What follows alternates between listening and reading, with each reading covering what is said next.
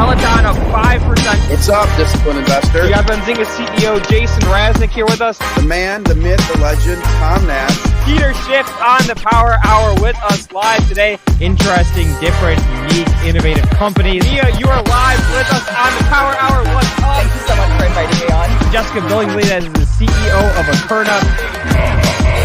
The best trade idea resource out there.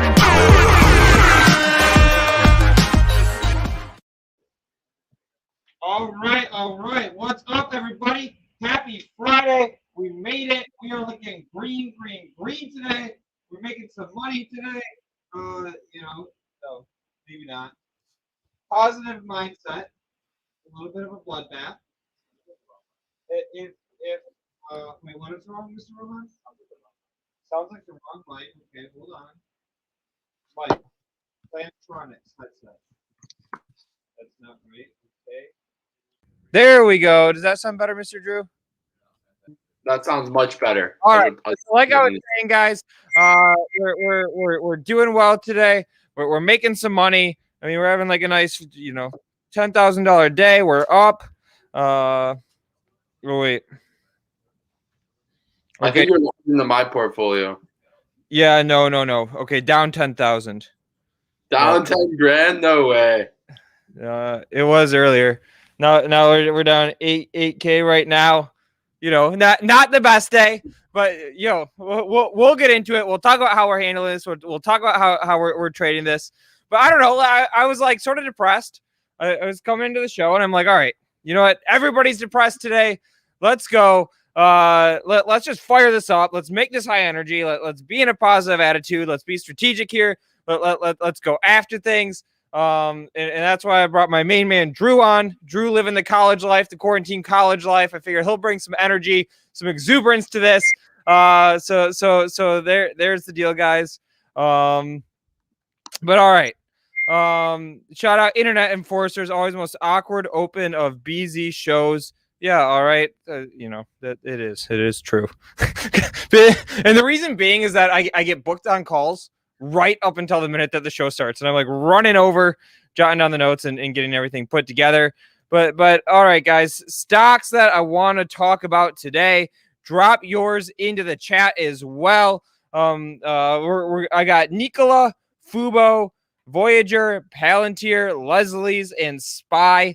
That's what I've got on there. Awesome guests we've got coming on with us today, 12:30 Eastern. Jonah Lupton, he's got a new fund at Social Capital. That's with Chamath. So that's going to be super interesting to talk about. And then at 1 p.m. Eastern, we got Wale Ogunleye. He's a former NFL Pro Bowler. He's now the head of sports and entertainment at UBS, investment bank UBS. So how about that for some nice Friday fun? So that's the deal, guys. Any other tickers that you want us to look at, drop them in the chat now. I'm going to let Drew give us a shout as to what he wants to get into today. While he's doing that, I'm going to look at your tickers in the chat, writing them down. We'll sort of do some rough eyeballing consensus as to what we'll actually have time to get to. But there is the deal. Yeah. Drew, that's your handoff. So, Palantir taking a massive dive today. We talked about it yesterday. Rough eyeballing consensus as to what you got to turn on your radio, Drew. Turn down your radio. Oldest trick in the book. I was loading a few things at once there. Is my camera messed up? But Palantir taking a dive here. Oh, is it down 10% still? Yeah, it's down 9%. Absolutely wild stuff, I mean, it was up big. Now it's kind of starting to pull back, but it's holding around these 22 level, hopefully. Enphase Energy, another stock I was very long, down to almost 10% as well. And Grow Generation. Those are three stocks that I think kind of could represent 2021 and the future if everything goes well. We got tech in there. We got cannabis. We got energy. What's not to not like? Yeah. So all right.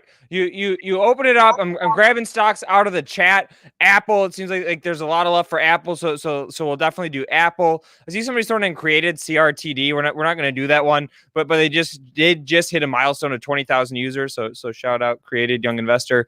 Riot is another one. We'll hit Riot. Those seem to be the two big consensus ones. If we have time, we'll hit Neo, we'll hit Torchlight as well in XL Fleet. So all right, those are the promises I'm making. But all right, kicking us off, Palantir, PLTR. Look at this thing, brutal. This is a 2-day chart that we're looking at. So pre-market stock is as high as about $25. We hit it all the way down to the 20 range. I don't have any opinions on this one way or another. Drewski, do you? Yeah, I'm very long, right? I think I'm on the show quite a bit recently. 2 days, 3 days almost. And I've been talking about it. So Palantir, Peter Thiel, it's an insane stock in my eyes. They get contracts that are almost $1 billion by the United States government, and they're getting government contracts from outside, other European governments and foreign governments and all types of governments, and now they're going towards Fiat Chrysler, which is now Stellantis, Airbus, and BP. They had 3 big contracts with those companies in 2020. So they're exploring their corporation, route and what they're going to offer, Fortune 500 companies. So I see a lot of good things coming from this company. I really think it could be the next FANG stock. It is the biggest position in my portfolio. I am very lucky here. What? Sorry. I said still. Still, yeah. Sorry, that was mean. All right, but we said we're gonna have some fun on Friday. But all right, let's talk about dip buying. Dip buying is the number one topic that I wanted to make sure that we got into. And basically, here's my opinion with dip buying right now is that we're in this market, and actually, I'm gonna pull some proprietary data for ZingerNation, for all you out there hanging out on the Power Hour with us. Check this out, okay? I'm going to go over. We're going to look at, this is our traffic to Benzinga.com. Maybe don't tell Jason I'm sharing this with you guys, but here's our traffic to Benzinga.com on a daily basis. Right now, this is looking back about 30 days. So these green bars here, right? That's how many visitors we're getting to the site, right? You see 2.5 million, 2 million, right? Those are some of the averages, right? Somewhere between 2.5 million. Check out these weeks when the market's been getting hammered, right? Traffic literally halved. Right now, this week, maybe down about 2/3 as to where we were. And here's why I'm bringing this up. And here's what I think is important. And this is an insight that, we have the advantage of knowing because we run a large financial media website that gets 15 million readers a month. We are in a market right now where when the market is correcting, people are not going to their brokerage accounts. Most of our traffic on Benzinga.com is people who are reading content on their brokerages and click over to us, right? That's the way it works. So it sort of serves as a proxy as to the number of people who are opening their brokerage accounts on a daily basis. That's why, several weeks back, we bought the brokerage stocks because we have this unique insight that we can talk about on the show, right? So this is abnormal versus dips that we've seen in the past, right? I've been here at Benzinga for 8 years now. And I can tell you, looking at our analytics literally every single day, at least 360 days a year for 8 years, this is, I think, the first time where traffic doesn't spike when there's a market sell-off. Historically, the market corrects, the market sells off, we get more visitors on the site, traffic goes up. Okay, we are now in a market where the market is getting volatile, the market is selling off, and people just aren't looking, right? And I think that speaks a little bit to there's a lot of folks out there who are getting a little shaken and then just want to bail, right? They're like, I'm closing my eyes, I'm just hanging out. And so this sort of brings me around to the point that I wanted to make on dip buying. And Drew, I want to get your take on this. But my thought on dip buying right now is that if a lot of these stocks that are very like heavily retail favored and have a lot of retail traders in them, if those folks are backing away from the market, and again, we have data to show, hey, they're not checking right now. I think it makes it tough to dip buy because I don't think you're going to get major institutions chasing into a stock like Clover Health right now. You know what I mean? Or things along those lines. So if that crowds out, my warning is be careful on the dip buying. As I was going through my portfolio, I was trimming up some of these more speculative, what I call lower quality stocks and adding to my staples, right? Adding to the Ford position a little bit, adding to the GE position a little bit. GE 52-week high, GE 3-year high. Shout out there. It's not a stock that we really talk about. But that's the way that I don't know. That's sort of the little bit of insight that I have there. And again, we see the retail crowd stepping back right now. It's really, really abnormal. And that's what I think is a little bit dangerous with some of this dip buying. But Drew, share your thought. And I'm actually going to set up an Excel spreadsheet for how I'm going to be playing SPY right now. Yeah. So Luke is definitely on something here, right? So I think something like 70% of the market is made up by institutions, right? So if retail traders are kind of just not looking at it, they're not selling, I think that is a very good explanation of what's happening right now. And then kind of backing that up with that Benzinga evidence is awesome, right? So it seems like, yeah, I haven't sold anything yet. I don't think Luke has. I buy stocks like NFTs or trading cards. I try and collect them. So I'm not selling, but I think a lot of institutions are. I read something that a lot of people are on margin, like margin use is way up, and maybe that's true for institutions. I'm not exactly sure, but when the market starts taking a correct, and people are using margin, you will see a domino effect sell off. So I don't know if that's maybe one main reason why we're seeing sell off day after day, where people are very scared of some type of inflation, stagflation event taking place. But it definitely does look like the institutions are leading this sell off. Yep. All right. So check this out. This is a strategy that I've long utilized in periods of market downturn. And I want to talk about it. I'm gonna make some disclaimers before I get into this. The first one is that I've got a super high risk tolerance, and the reason why I have a super high risk tolerance is because I've already gone through the process of blowing up 3 accounts. We've talked about this on the show ad nauseum. Between ages 15 and ages 19, I blew up 3 accounts trying to YOLO trade, not having any idea what I'm doing. And it's now been 8 years since I've had an account blow up. So there's one. And then 2, my time horizon is forever, right? I mean, and when I say forever, I mean, I'm 27 right now. My time horizon is 40, 45, 50 years. But before I'm in the position where I need to pull cash out of these accounts. And then the third thing that I'm going to say is that interest rates are super low. And so here's what I do in periods of extended market downturn, because I have this long time horizon, because I don't sweat sell-offs, and because interest rates are really, really low right now, is starting at the point when the S&P 500 is 10% off of its high, I start going more than 100% long.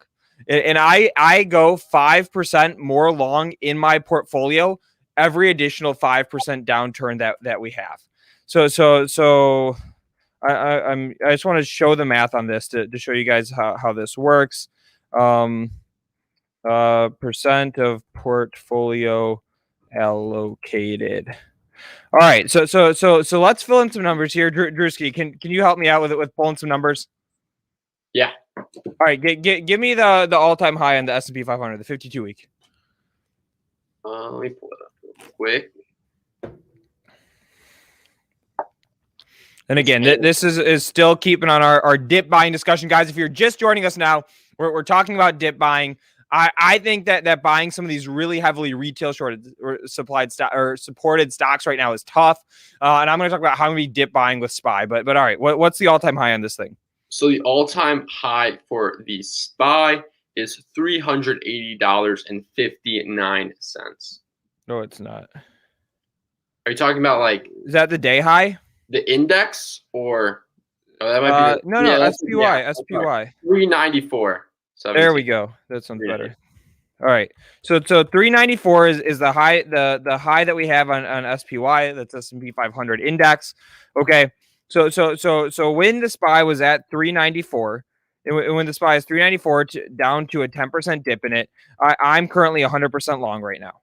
Right. That's my status. Okay.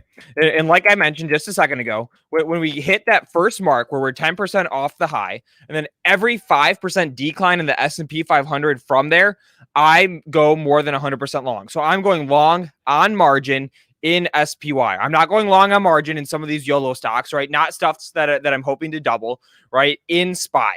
and I have a shit ton of padding, right? I'm not getting anywhere near getting close to margin called, right? When we were in March, at the very depths of COVID, I was just about 40% on margin in my portfolio, and I still had plenty of breathing room before I would get margin called. So let me show you guys how this is going to work. So we're going to take this all-time high print right there, lock it in, times parenthesis 1 minus that. There we go. All right. So the S&P 500 will be 10% off of its all-time high when we're at 354.60. So about 355. So what's our last print right now, Drew? 376. So we're about halfway there, right? We're about 5% off. And let's make this really simple. Right now we're 5% off the high. I'm not adjusting anything, and so I'm 100% long, right? I'm not on margin right now. I'm not holding a shit ton of cash. I'm just fully allocated. Maybe I should be more cash heavy. We talked about yesterday. I do own puts against SPY. I've got the 355 April puts, hedging away about 100K of portfolio value, so decent chunk of it. Then basically when if SPY gets down to 355, so that's a 10% drawdown off of the high, I'm going to throw another 5% of portfolio value into SPY. Right? When we dip another 5%, we get down to 335, another 5% that I'm going to roll into SPY. We're 20% off the high, it's at 315, another 5% into SPY. Now I'm 115% long. So that's the way that I handle these types of extended market downturns, because here's the deal, right? And I was going head to head with Joel on this in February or in March, April, when we were initially selling off with COVID, right? Is my time horizon is forever. Right? I don't think that the market is going to be permanently depressed. If the market's depressed for a year, interest rates almost 0%, I don't mind hanging out on 20% margin, right? That gives me another 20% to ride that wave back up there. It happened a hell of a lot faster than I expected to. I think it happened a hell of a lot faster than all of us expected it to.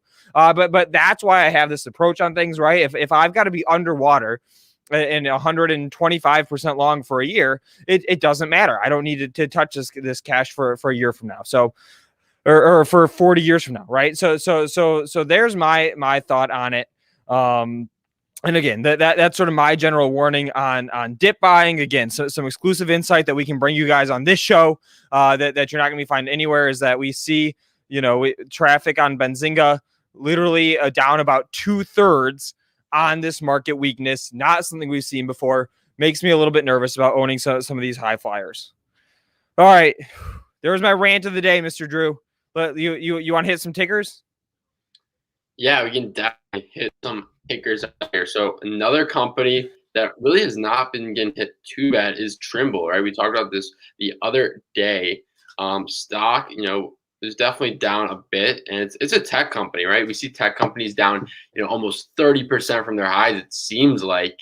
And this company is only down, let's say, almost 10%, 11%. So I think it's interesting to see that, Which one? Trimble, TRMB. TRMB, okay. Yeah, it looks like these very solid, tech companies, what you want to call them, that have really made a name for themselves, even though it's had a really strong growth this year, right? It's not one that's taking a huge bloodbath. I mean, it's still down 4%, but there are positions that are down, 10+% today, it seems like. Yeah, it's a shit ton. All right, let's grab one out of the chat. You're talking about mature tech stocks. One out of the chat I promised we would get to today. Let's do Apple AAPL. Hold on there, AAPL, and then let's do the Bitcoin blockchain stocks in a little bit. But Apple, I'm an Apple bull. And I've got a very long-term Apple position, right? I mean, split adjusted, my average price in Apple right now is $24, right? So I've been in this name forever. But I'm recently newly bullish on Apple. Here's sort of how I'm thinking about it. Let's zoom out. Let's do a 1-year chart on Apple. All right, so here we are. We're back a year on Apple. You see the stock price fell from 145 down to 119. Right, pretty big decline for what is the biggest company in the world. As we get into some of this flight to safety, And you know, if we do see interest rates rise, it's going to hit the tech sector in general, but this is one of those stocks that isn't going to be hit. And if you look at the valuation of Apple right now for the free cash flow that they generate, you know, if you're looking at EV to EBITDA ratio, you're looking at even like a PE, et cetera, it's actually one of the cheapest tech stocks around.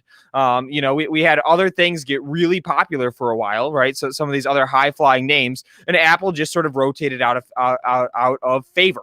And for that reason, I'm recently like newly bullish on the name as I think about tweaking my portfolio mix from some of these high flyers, some of these low float stocks.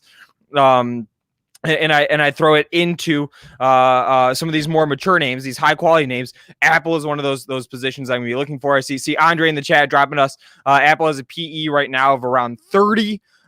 Is a 30 PE high right here? We can look at all the numbers here. It's not cheap, but compared to any other tech stock out there, I mean, the fact that it has the E, right, it's actually cash flow positive, and it's still under 30, not bad at all. So there's my thinking on Apple. I'm curious if you guys are Apple bulls right now. Throw the one in the chat. If not, throw the two. I mean, we never talk about this stock because it's not the high flyers that we get asked about. But I'm curious. Again, we're doing big and boring, but still fun. Apple, it's one that I am a big fan of right now. Drew, thoughts on this one? Yeah, I think you got to ask yourself, right? Is 30 PE, is that expensive? Like, what thoughts on that? Look at what the other big FANG stocks are trading at, right? Relatively, 30 is a good price to get in at. And then we got to ask yourself, there's still here's Netflix for comparison, right?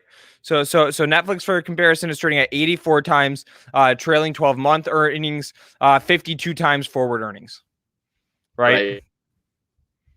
Yeah. So Apple's a relatively cheap stock. I've not looked at how their revenue growth and all that stuff's been going, but they're an insanely profitable company. They have a lot of cash. They're gonna do well. Regardless, I think of market climates. Everyone's buying cell phones. It seems like, especially with some stim coming out, maybe.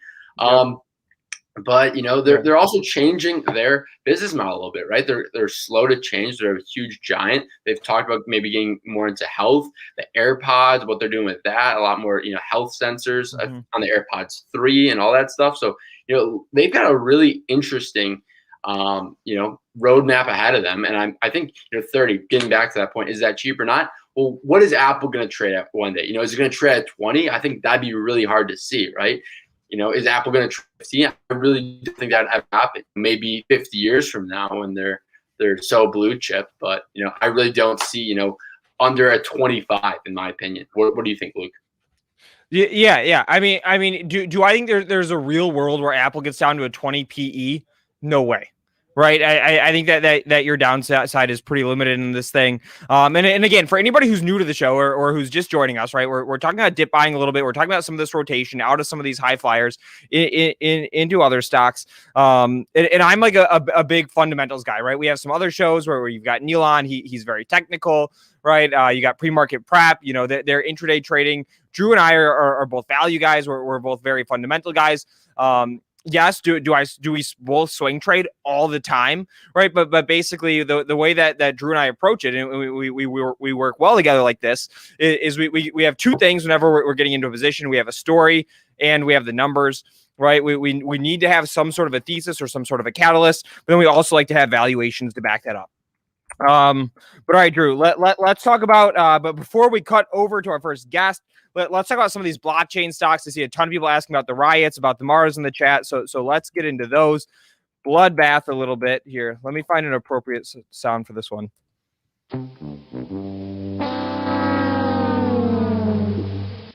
All right. So bloodbath in a lot of these blockchain Bitcoin stocks.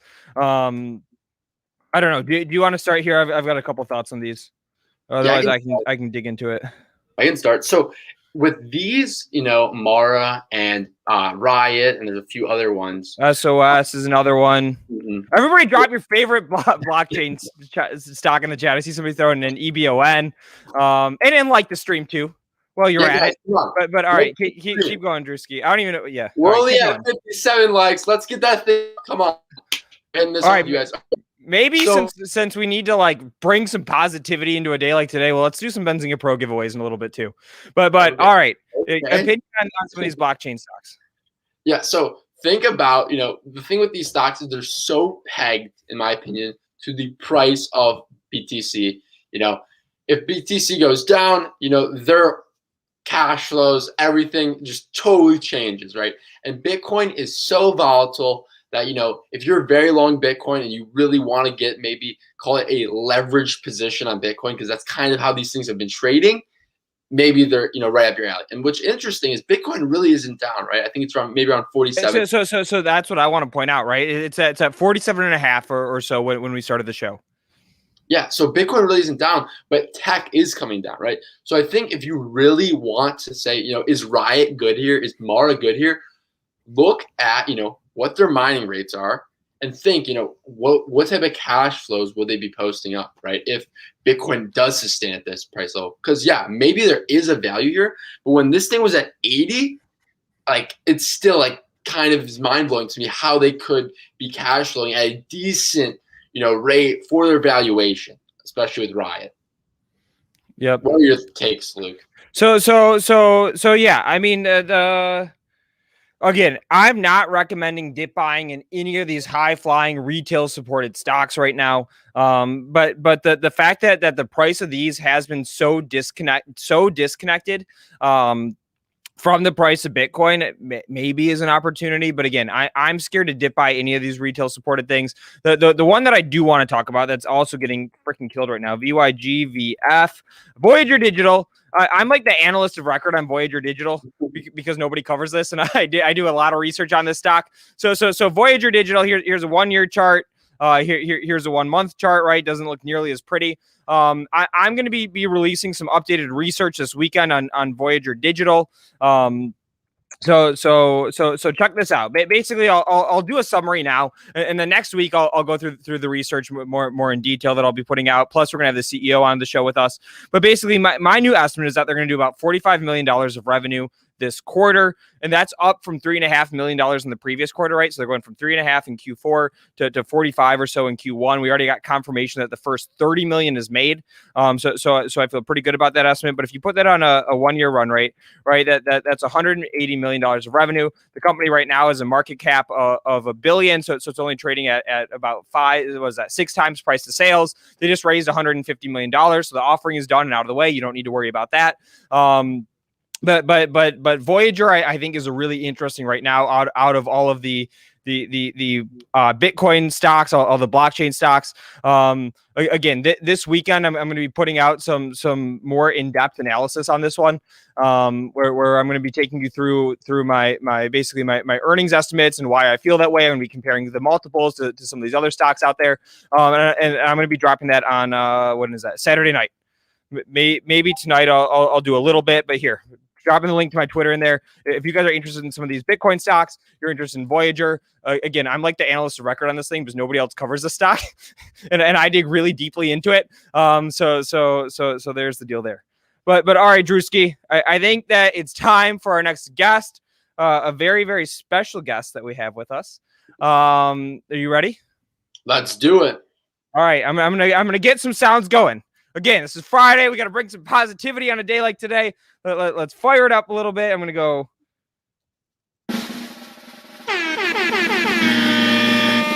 There we go. All right. How was that for all the sounds there? Let me pull my screen off. All right, Jonah, what's up, man? Welcome to the Power Hour. Thanks for coming and hanging out with us. We're very excited to have you here, guys. Jonah Lupton, if you're not familiar, he's got a new fund at Social Capital. We're going to talk some stock market. We're going to talk some private investing. We're going to talk some growth companies. But hey, man, how you doing today? I mean, I got 5 stocks on my screen in the green, so I'm doing better than I was 20 minutes ago. But wait. How do you have 5? Nobody has 5 green stocks today. I got 5 green. I got Fuse, which is so Fuse is the SPAC that's merging with MoneyLion. Shout out MoneyLion, good friends of Benzinga. Yeah, I got Futu up 3.3% right now. I got Zynex, which I just interviewed the CEO a couple days ago. What is that company? I don't know that one.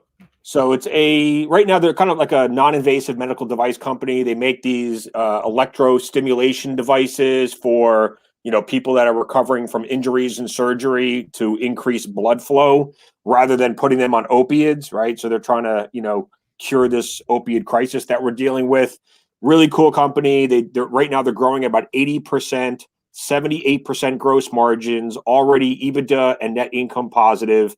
They doubled the size of their sales force last year from about 200 to 500, so more than doubled it. They got. I wish we could have 500 salespeople at Benzinga. Can you imagine 500 people on the ground? Yeah, holy crap. And they grew. I mean, they literally grew about 75% in the middle of a pandemic. So they're going to come out of this thing pretty strong. They have 2 more products in the pipeline. The CEO, who's the founder, owns 46% of the company. So he's got a lot of skin in the game.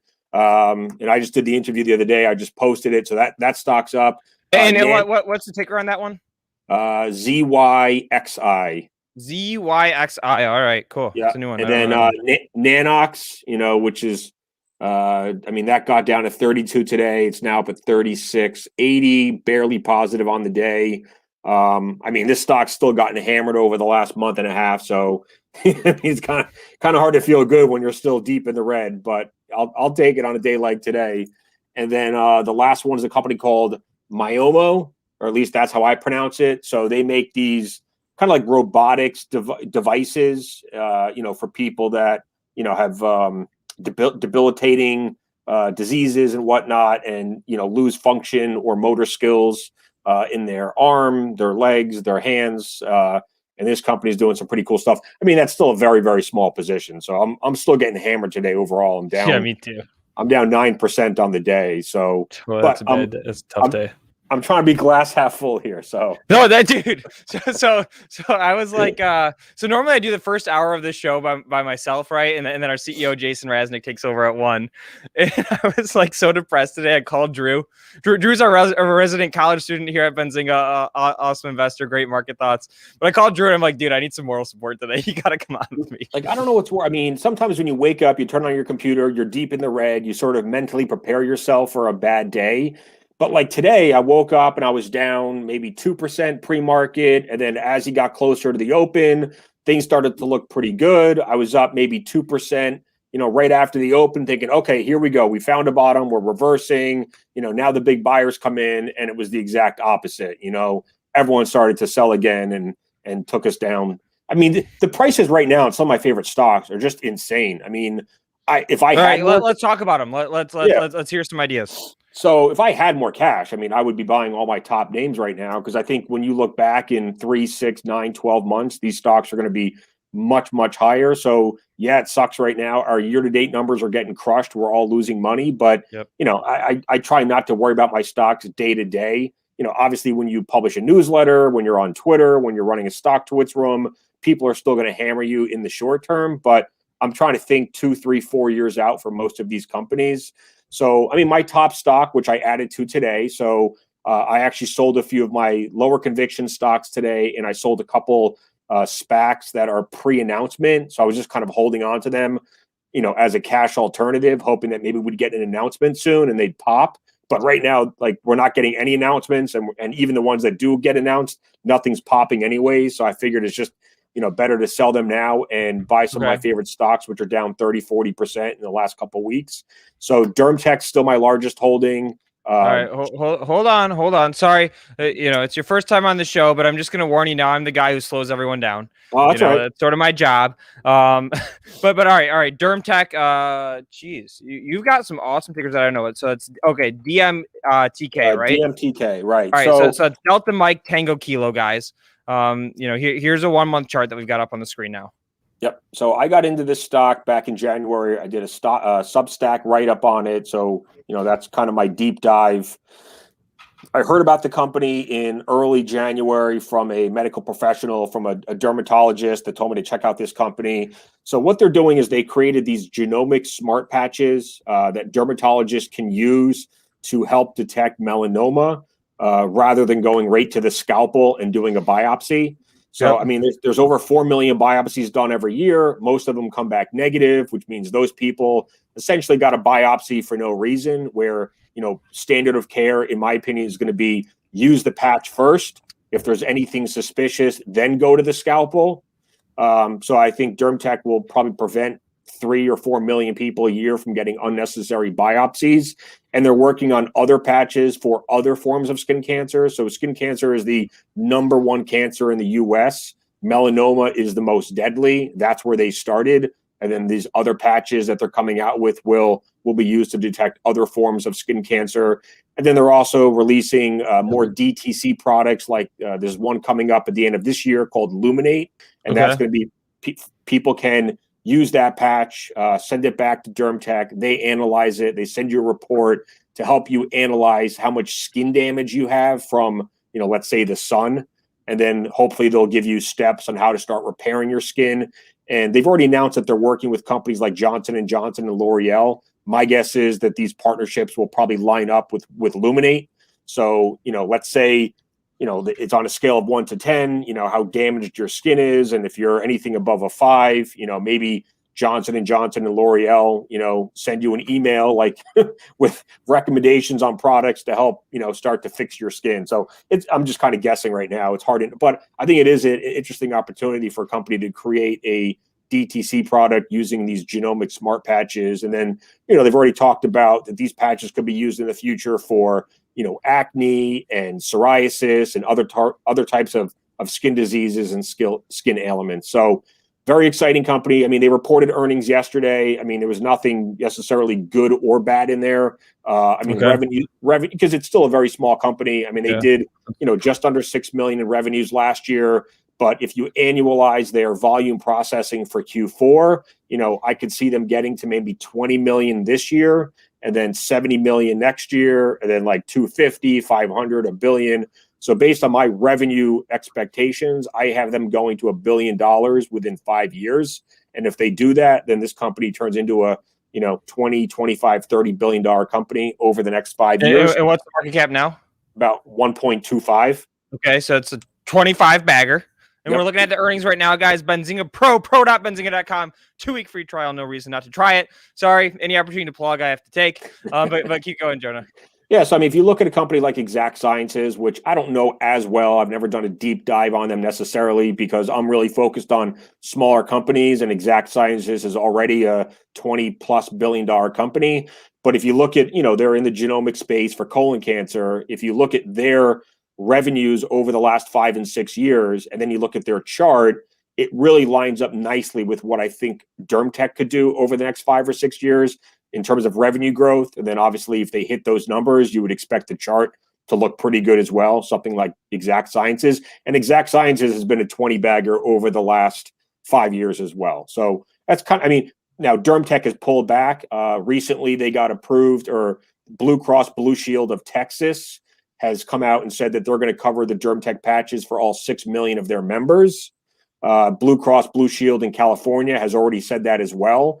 And there's 30 other Blue Cross Blue Shield organizations with a total of 106 million members. I would expect over the next year, most of them come out in support of this DermTech patch. So, that's Blue Cross Blue Shield card right here. All right. Representing. So, what DermTech's doing, obviously, it's not just the non-invasive fact of not having to go with the scalpel first, but going with the patch first.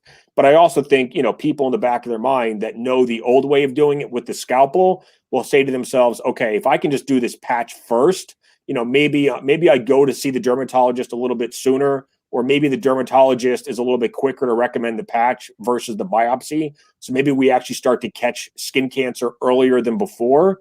And the earlier you treat it, obviously the more likely you are to survive it. And then the cheaper it is for the insurance companies, right? I mean, cancer is a lot more expensive to treat, the more progressed it gets. So I'm a big fan of the company. Sorry, I'm just trying to make you laugh on a down day. Didn't work though. But all right. So this is interesting. And you're actually, I think the second one to pitch this stock to us in the past week or two. Do you know Farm DCA on Twitter? You know that Twitter account? Yep. Yeah. Farm DCA came on and made a case for this one too. And the fact that I've got two really smart people talking to us, pitching the stock, it makes it seem pretty darn interesting. Yeah. I mean, I talked to a lot of the big, healthcare biotech investors, not just publicly on Twitter, but also, DM, email. I mean, we do conference calls with each other and share ideas and research and write up. So, I mean, that's kind of what Twitter is behind the scenes. I mean, it's an incredible place for people to kind of crowdsource stock information and ideas. And I try to share a lot of that. I put as much of it on Twitter as I can, and stock twits and Substack. Like, I'm out there trying, just like you guys, I'm trying to create content and help people find these great companies that could turn into 10 baggers, 20 baggers over the next decade, which is kind of what I'm focused on. Okay. All right. And question out of the chat, I want to ask, do topicals like this have the same process as drugs like PDUFA, multi-phase trials, etc.? Nope. No, because this is a clinical product, not a drug product. They don't have to go through that FDA process. Woo! That's right. nice. So, I mean, that's good. What they did back in, I think it was December, they kind of got the gold stamp of approval from NCCN, which is National Comprehensive Cancer Network, which I believe is funded by like the top 40 cancer institutes in the world. And they're the ones that kind of create the guidelines for, oncologists and dermatologists and whatnot. So they came out with their blessing and, basically saying that this should be the standard of care for, early detection, skin cancer, melanoma. And then, if the report comes back that there's something suspicious to worry about, then you do the scalpel, you go a little bit deeper and find out what's really there. Okay. All right. There we go. And Jonah, I didn't even intro you this, but before you came on, but this, like, the whole point of this show, this 2-hour block that we do called our Power Hour, is the idea show, and you're definitely bringing it without even a heads up. A couple folks asked me for your Twitter. Oh, okay. So Celsius, right. we'll get to that beef one with soon Celsius. too. No, let's. Okay. All right. I'll give you the context. I've got a beef with Celsius. Okay. Every day I drink an energy drink on this show. Oh no. Okay? Right. Pretty much every day. Okay. That's what I'm run on. I'm run on energy drinks. You can't even buy bank stocks. So why are you buying their drinks? Hold on. We're getting to the beef. Okay. I'm warming you up. You got to make this a little dramatic. So I thought Celsius, public company, right? We don't really have Monster anymore. Okay. Like Celsius, they should sponsor the show. I'll drink it every day, right? It's not like we're talking about the stock or anything, but hey, product placement. They do it in Disney movies, right? They can do it on this show. Reached out several times. I tweeted at them. Every time I tweet at them, they like my tweet, but don't respond. Like, it's not even like a no, we're not interested. I can like, connect you with the right people. I know a lot of good people that work there. So I can at least get you an email reply back. How's that? There we go. I mean, it's so I'm like looking at it and I'm like, they liked the tweet. They saw it. They just didn't respond. No, they're good on social media, but I mean, I'm not sure. I know there's at least a couple people that run their social media accounts, and I mean, I've emailed them back, because I'm interviewing the CEO of Celsius next Friday. On where? Tell us where we can see that at. So what I do is, I have my Substack. I have paid subscribers and free subscribers. The paid subscribers pay $8, $9, $10 a month, depending on when they signed up. So I let them watch all my CEO interviews live, and then I send out the recording to the free subscribers a couple days later. So, I mean, altogether, there's like 35,000 people on my Substack list, and within 2 or 3 days of that interview, everybody will get a chance to watch it, and then it goes on my YouTube channel, so anybody can see it at any point. Hell yeah! But that's what I'm trying to. I'm trying to find these smaller cap companies that aren't getting enough attention or exposure. The CEOs are not going on CNBC. These are companies under 5 billion market cap. And then I do a big write-up on them on my Substack, and then I try to bring on the CEO, so that we can dive deeper into the story. Okay, so I guess you brought this one up. Okay, I'm curious to hear a little bit why you like it, what's interesting about it, and which flavor are you drinking? That's the first question. Yeah, I'm drinking. And guys, ticker. Sorry, just really quick ticker. Because I always get flamed if I don't do the tickers first. CELH, Charlie Echo Lima Hotel. But all right, Jonah, flavor. So this is apple pear, which is one of my favorites. The 4 that I like the most are in order, probably orange, and then grape, and then watermelon, and then apple pear. But there's tons more. And there's a bunch I haven't even had yet. Like someone yesterday on Twitter said there's a mixed berry flavor, which I haven't even tried yet, that they love. So the company, I mean, for anyone that's not familiar, right? Energy drink space is a $50 billion a year industry. It's been dominated for the last 2 decades by Red Bull and Monster.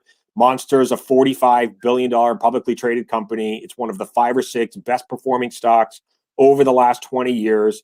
Those 2 companies have dominated the shelves for years and years and years. And then Bang came along and a couple others. And Celsius is just a different take. It's a healthier drink. So they don't have all the artificial flavors and sweeteners and whatnot that the other companies have. Smaller cans, a little bit less caffeine, which is probably more tolerable for most people. But it's like it's a lighter, more refreshing drink. You know, Monster and Red Bull taste a little bit more chemically.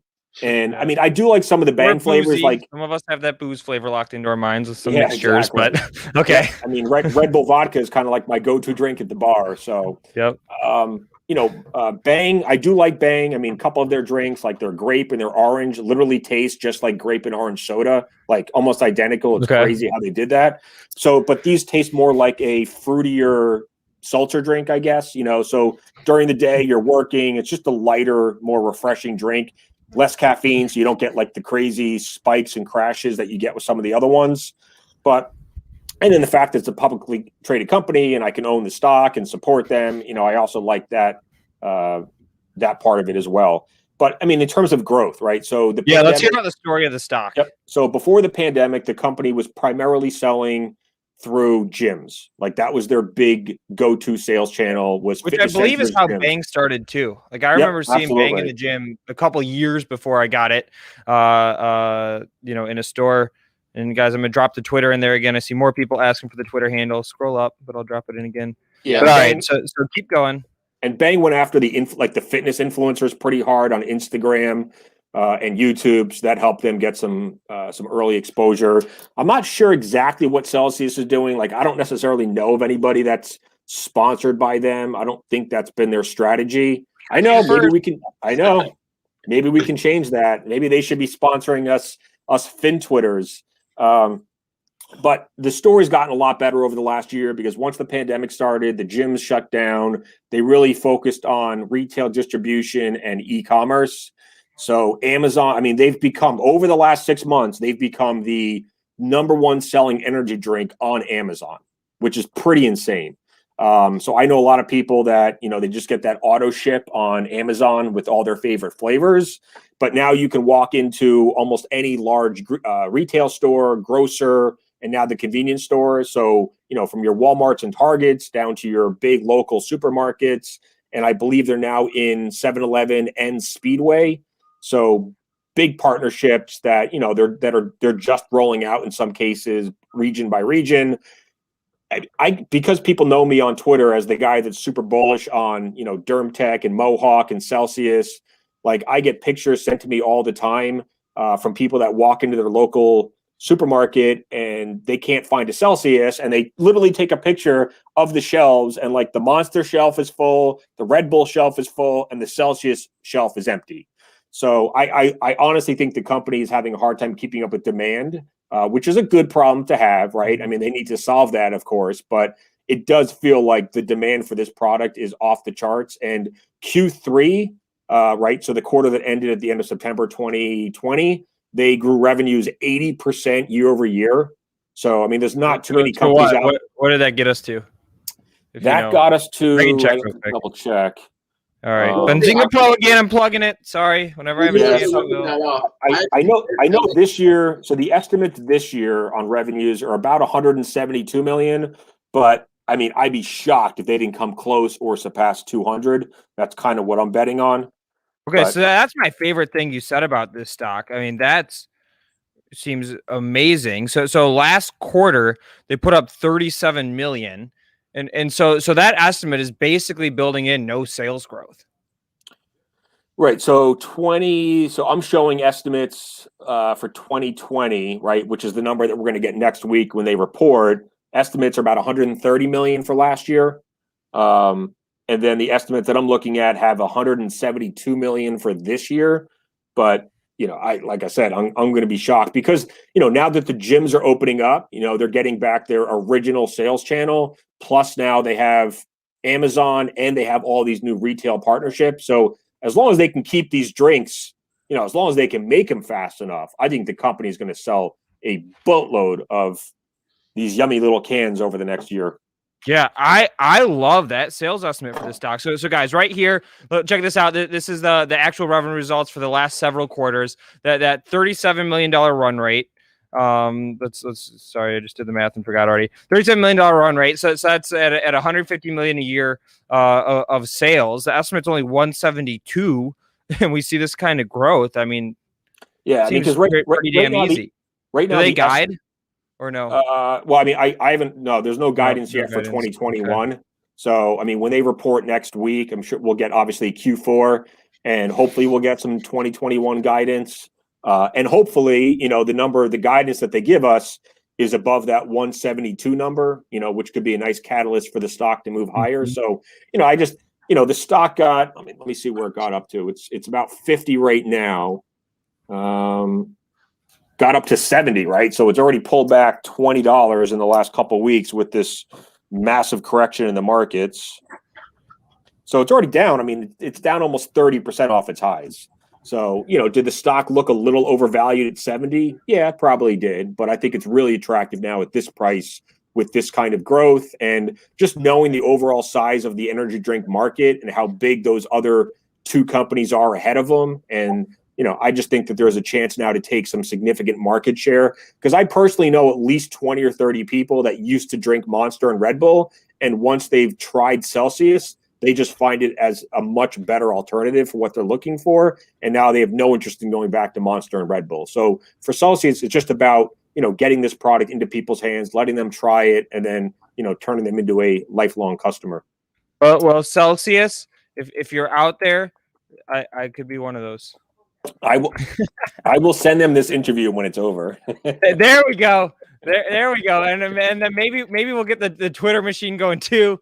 We've done that one in the past where we just get the whole crew to just tweet at somebody at once, and it gets some things spiraling. But all right, Jonah, I've got one more question for you, and I don't know if it's totally appropriate, but my producer texted it to me, slacked it to me, and put it in the YouTube chat. So I'll just ask. But he keeps saying.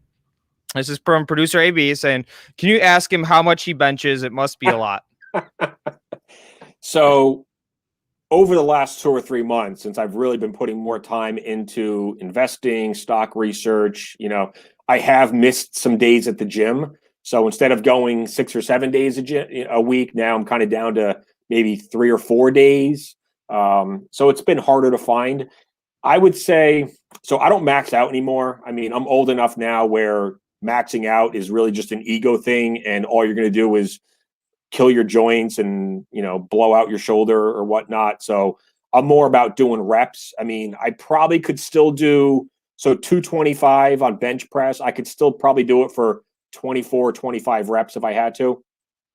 Okay, that's pretty damn impressive. Yeah, that's good. I mean, I used to be able to do it for probably 30, 32, but I've been lifting, like I said, a little less frequently and not getting my protein as much. So all those fish oils. Do you take the fish oils? No, I don't. I used to do fish and flaxseed. I got to restock.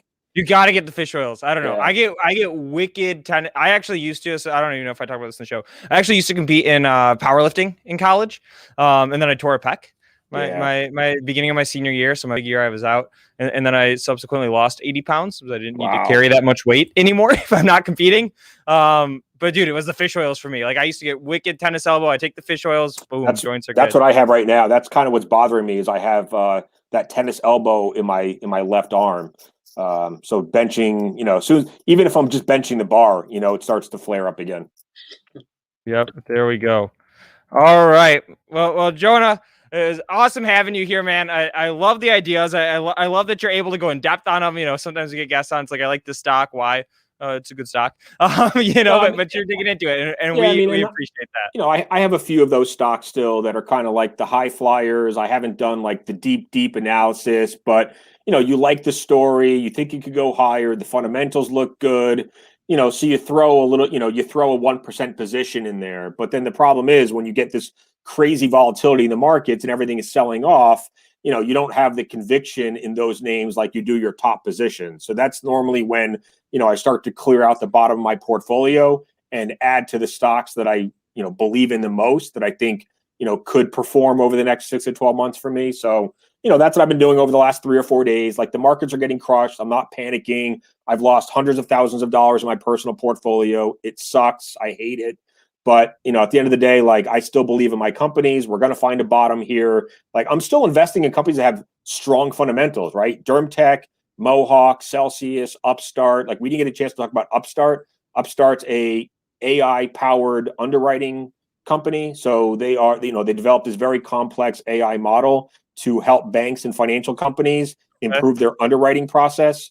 So they're bringing on dozens and dozens of these bank partners to help them do their personal loan business more efficiently. And then they've already announced that they're getting into auto loans, and then next will be mortgages and credit cards.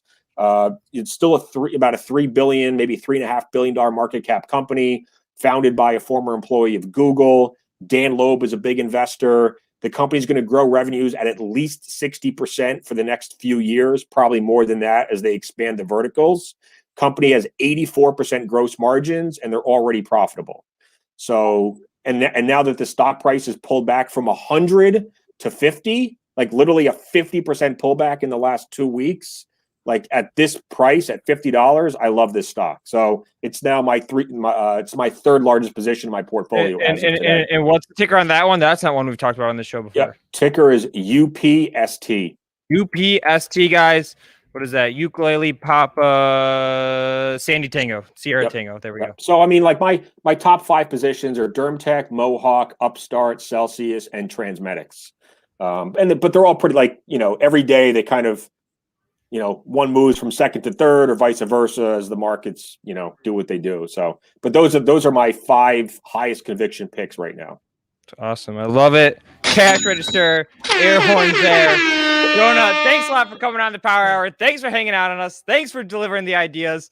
And let's bring in some positivity on a little bit of a tough day like this. Hey, and while you were on, I don't know if you did this. It could be causal or it could be coincidental. We'll have to speculate. But the SPY did turn green. Yeah.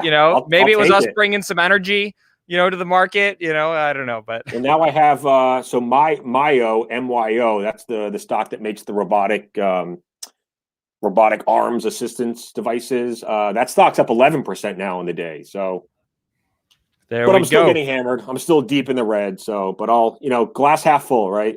Glass half full. There we go. All right, man. Thanks for coming on.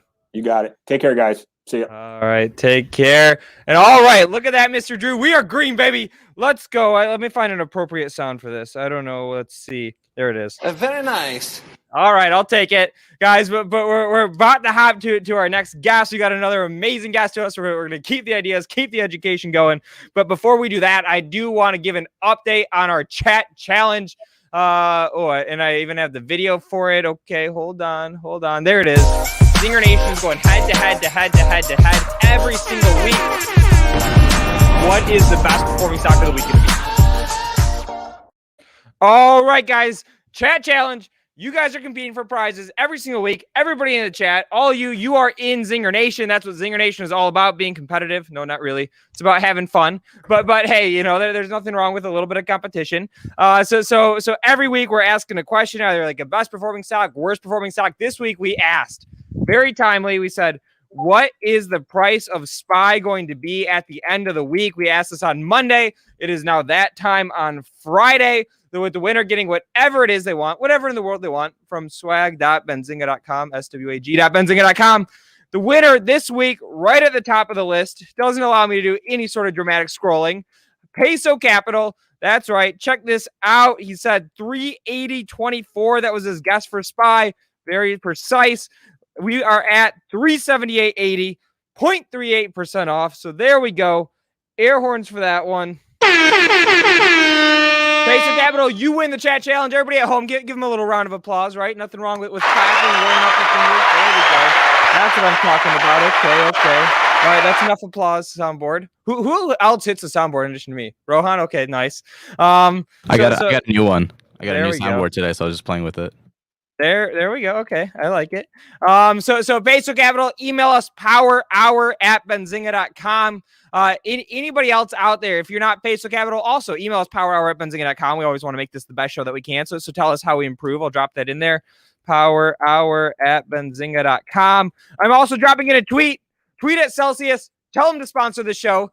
Let's go. Maybe we'll even get some cases to send out to the crowd, out to ZingerNation out there. And guys, smash that like button. I mean, I'm literally sweating up here. You can see it, double pits. Trying to bring some fun on a tough day like today.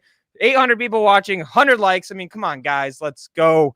Like the stream, share the stream. Let's build this community out, guys. And without further ado, I'm going to bring our next guest on.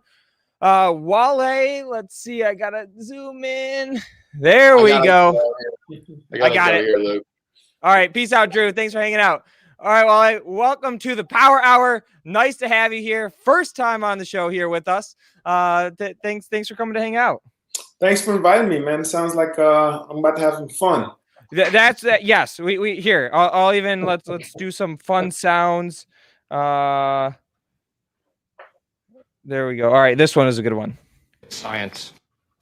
It's science. All right. So yeah, we have some fun. We promise that this is the most entertaining stock market show out there. We've got tons of gimmicks. I make jokes sometimes. So yeah, we're glad to have you here, guys. And Wale, he's a former NFL Pro Bowler. He's now head of sports and entertainment at UBS. Could you tell us a little bit about what exactly that means? Well, yeah, it means a lot, actually. Well, ultimately, me being a former athlete, being a former professional athlete, we teamed up with UBS in the sense that we're trying to make sure that we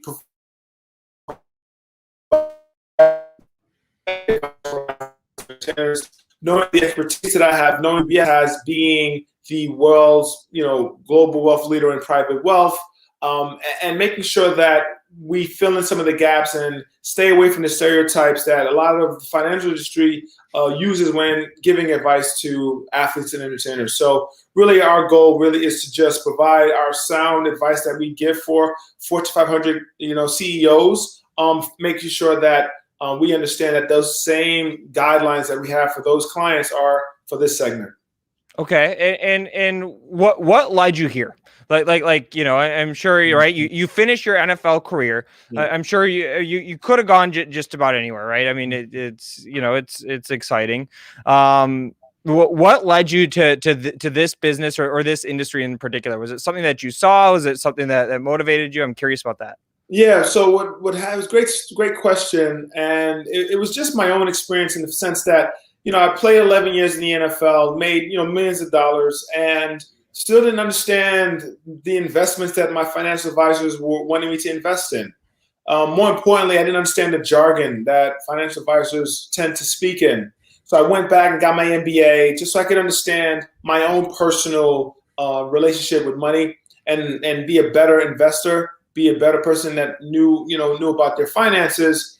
And I realized that because if I'm having this issue being, captain of a team, on a Pro Bowl player, making millions of dollars, and I have a degree from, a prestigious university like Indiana University, and still I'm struggling with finances, I'm sure that there's a majority of the population in sports and entertainment that probably fall in the same category as I did. So I realized that maybe UBS should think about expanding this athlete and entertainers division in the sense where we wanted the world to know that we understand who our clients are, we understand the communities they come from, and we understand the people that are depending on them to make sure that the hard work that they have achieved and the success they have achieved on the field or whether it be on the stage translate to life after the stage.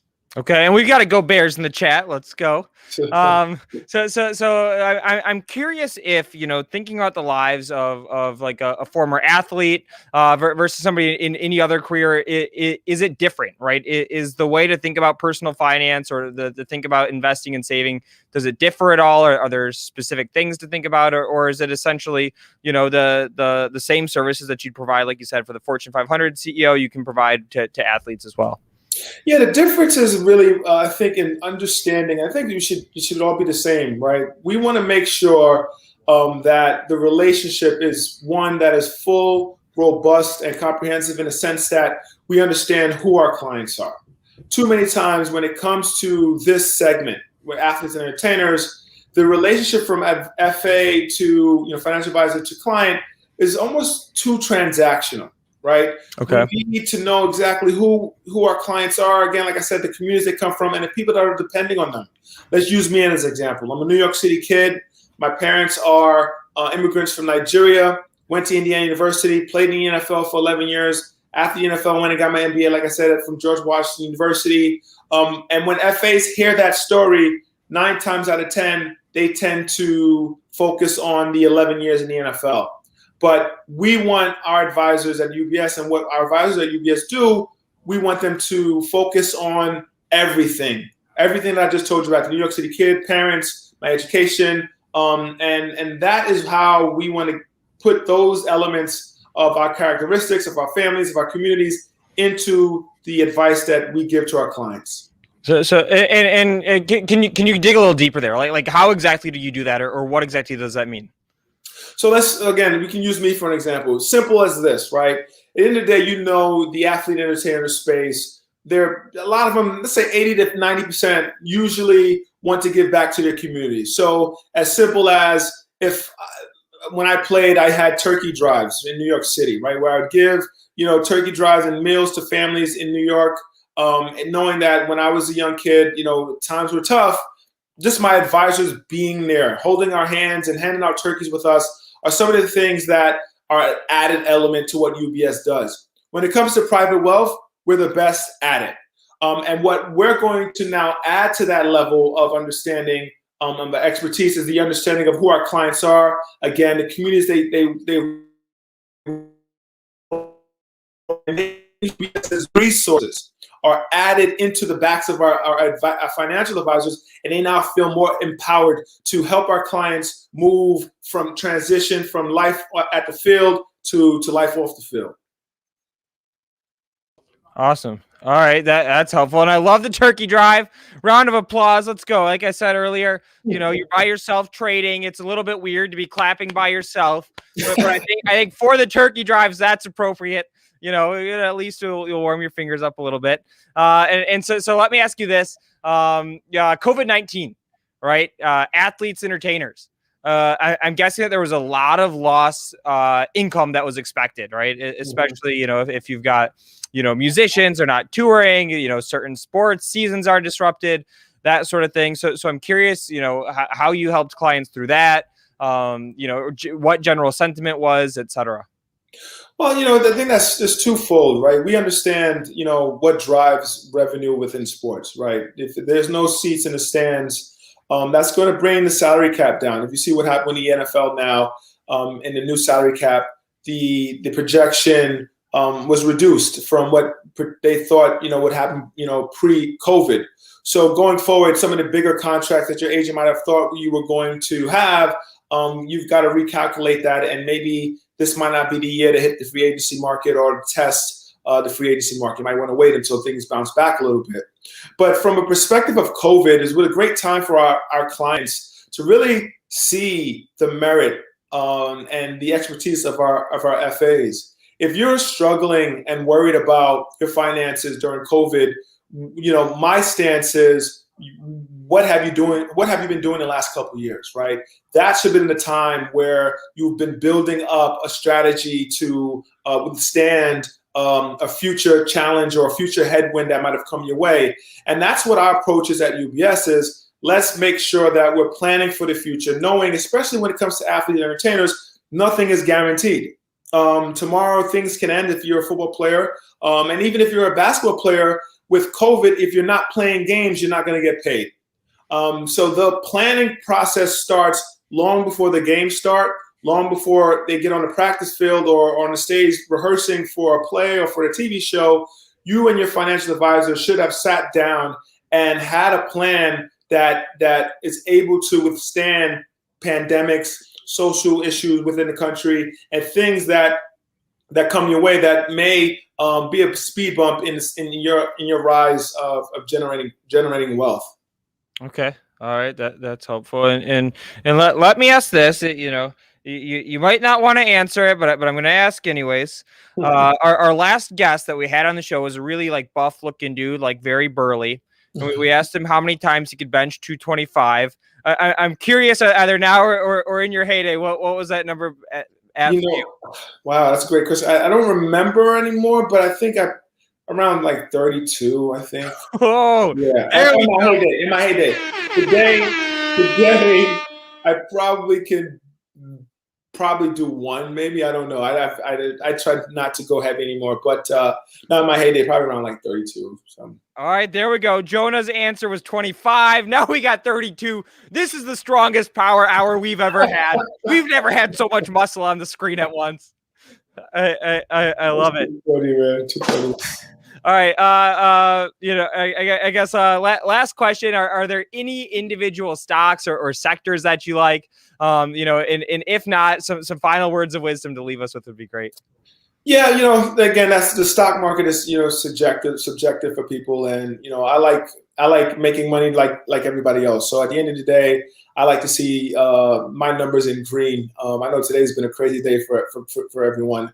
But really what I want to say, though, is, as I mentioned earlier, we do really well at managing money. And the example of, the turkey drive or whatever it is, it's really just us understanding the space, especially when it comes to athletes and entertainers. We want to make sure that whatever it is, whether it's your community, whether it's your personal life, your legacy, your family, we want to have a hand in that. Because at the end of the day, your stability when it comes to your finances really helps, and it dictates how generous you can be, your involvement in the community, and not only just your involvement in your stock portfolio. So we want to take a holistic approach at that, and I'm excited to be at this firm doing.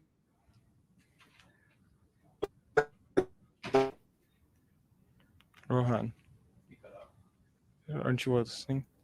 Awesome. All right, man. Well, it was amazing having you here on the Power Hour, and I'm going to throw this bounty out there to the chat. If you can bench 225 more than 32 times, you're next up on the show. Shoot me an email, luke@benzinga.com. There it is. Say, hey, I've got 33, I've got 54, whatever it is. We'll bring you on too. Again, this is the strongest physically power hour that we've ever had. So. All right. Wait. So producer Aaron put a question up on the screen. Let's ask this. All right. Ask Wale what the Bears need to be competitive this coming season. Russell Wilson to the Bears. All right. Any thoughts? Yeah, at the end of the day, Russell Wilson to the Bears would be an amazing opportunity for Chicago. He would fit really well in the city. It does get cold, and the Bears fans are just as good as Seattle, maybe even better, in my opinion, than Seattle fans. But the Bears need a lot of stuff. They need some more offensive weapons. They're usually a gritty, hard-nosed defensive type of city. But Russell Wilson immediately becomes probably the greatest quarterback to play in Chicago the moment he walks in, if that ever happens. So Russell Wilson would be a much needed and a much appreciated upgrade for Chicago. But, who knows if that's even going to ever happen. But I'm sure Chicago fans are wishful for that one. All right. And then my background, we got downtown Detroit right here. That's where I am. Lifelong Lions fan. First year I didn't go to the Thanksgiving game this year, poor COVID, but I did spend Thanksgiving with my mom for the first time, so that was also enjoyable. First time in a long time. First time since I was a child. Yeah. Okay. Because Thanksgiving was always, me and Dad go to the game. That's what it was. Got it. As an adult, it was the first time. So hey, I played in a few of those games. Had a good time. I love Detroit, man. Great city, great fans. And it's always great playing Thanksgiving in Detroit because you're indoors and it's warm, and hopefully you're playing to get that turkey at the end of the game. There we go. Awesome, man. Well, hey, thanks for taking time out of your day to come hang out with us on the Power Hour. I told you this will hopefully be the most fun stock market show you do. So we really appreciate it. Again, guys, out there at home by yourselves, it's okay to clap by yourself. Thanks a lot for joining. All right, guys. Mr. Raznick here with us, hanging out. The market turned green. Today we entered the show. We were down some money. And I said, you know what? We're just going to do our best to be positive. It doesn't matter. It's Friday, baby. We're just going to live it up, bring some energy. And while we've been on the since we've been on the show, the SPY has turned green. Just see, very green. And you hear me? Because of me. Yes, we hear you. Wait, do you know I've called this all day? I've been saying it since I said you're going to see a rally at the end of the day. So can you hear me still? Or are you not responding? No, we hear you. So where did you call this? Where did you call this? Pre-market prep a little bit, and I bought. I had a bunch of. So basically, what you're saying is people can't afford to skip pre-market prep. Right. You did. You got your ass handed to you today because then you would have bought the dip.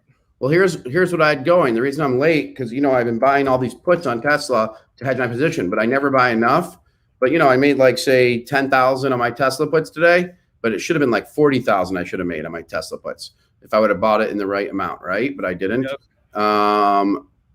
But then I switched and I just bought some calls too. All right. So are you net green on the day? My overall portfolio? Yep. Well, as of earlier today, no.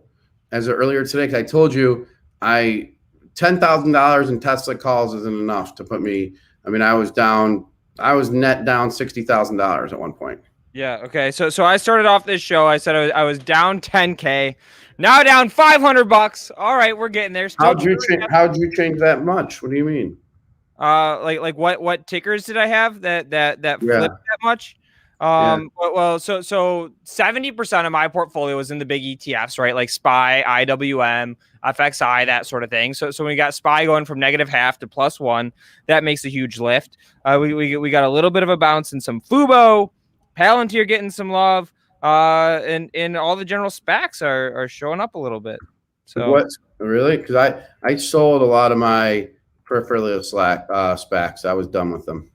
Yeah. So something that we talked about earlier on the show, it was basically I'm rotating my portfolio from some of these what I call not lower quality stocks, but some of these less proven, some of these high flyers into some of the more established names. And the reason being is that retail traders aren't showing up to the market in the way that they were when these stocks were running and when the market was hot.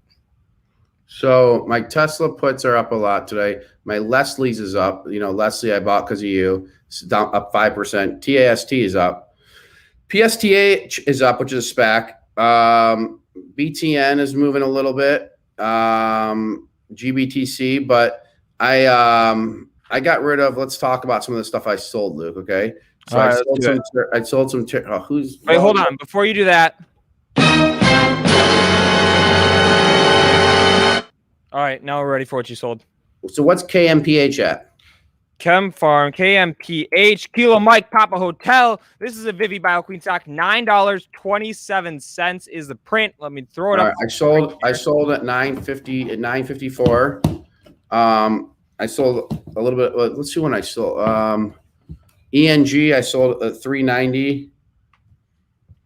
Which one? ENG. That's the Jack stock. I don't know that one. All right, Jack stock. Shout out Jack Hurley, Jack's Capital, good friend of the show. Yep, I saw that one. I just got a text message. Stacy wrote, "Buying these stocks related to pools. I would buy anything related to pools." Well, isn't that what? Let's go, Leslie. Stacy Raznick, Jason's wife, not necessarily a stock market person, but even she sees the strength in these pool stocks. Doesn't tell me why she said that. LESL. Phone her. Put her on. Patch her through. Okay, hold on. All right, but yeah, because I will buy. I'll buy 100,000 right now. Let's run it up, baby. I've been on the phone all day. I just hosted a show. Hello. Hey, what's your reason on this Leslie's? Because when the weather starts getting nice, it's an outside activity. Anybody that has pools are going to be buying pool stuff, and people are going to be trying to put pools into their houses if they can. Because who knows if swim clubs will be open or public pools will be like free to go to, and who knows what it will be like. You might have a limited amount of people. If you have a pool every year, you want to use the pool. What do you mean? Yeah, but more. Like summer catalyst, I think is sort of priced in.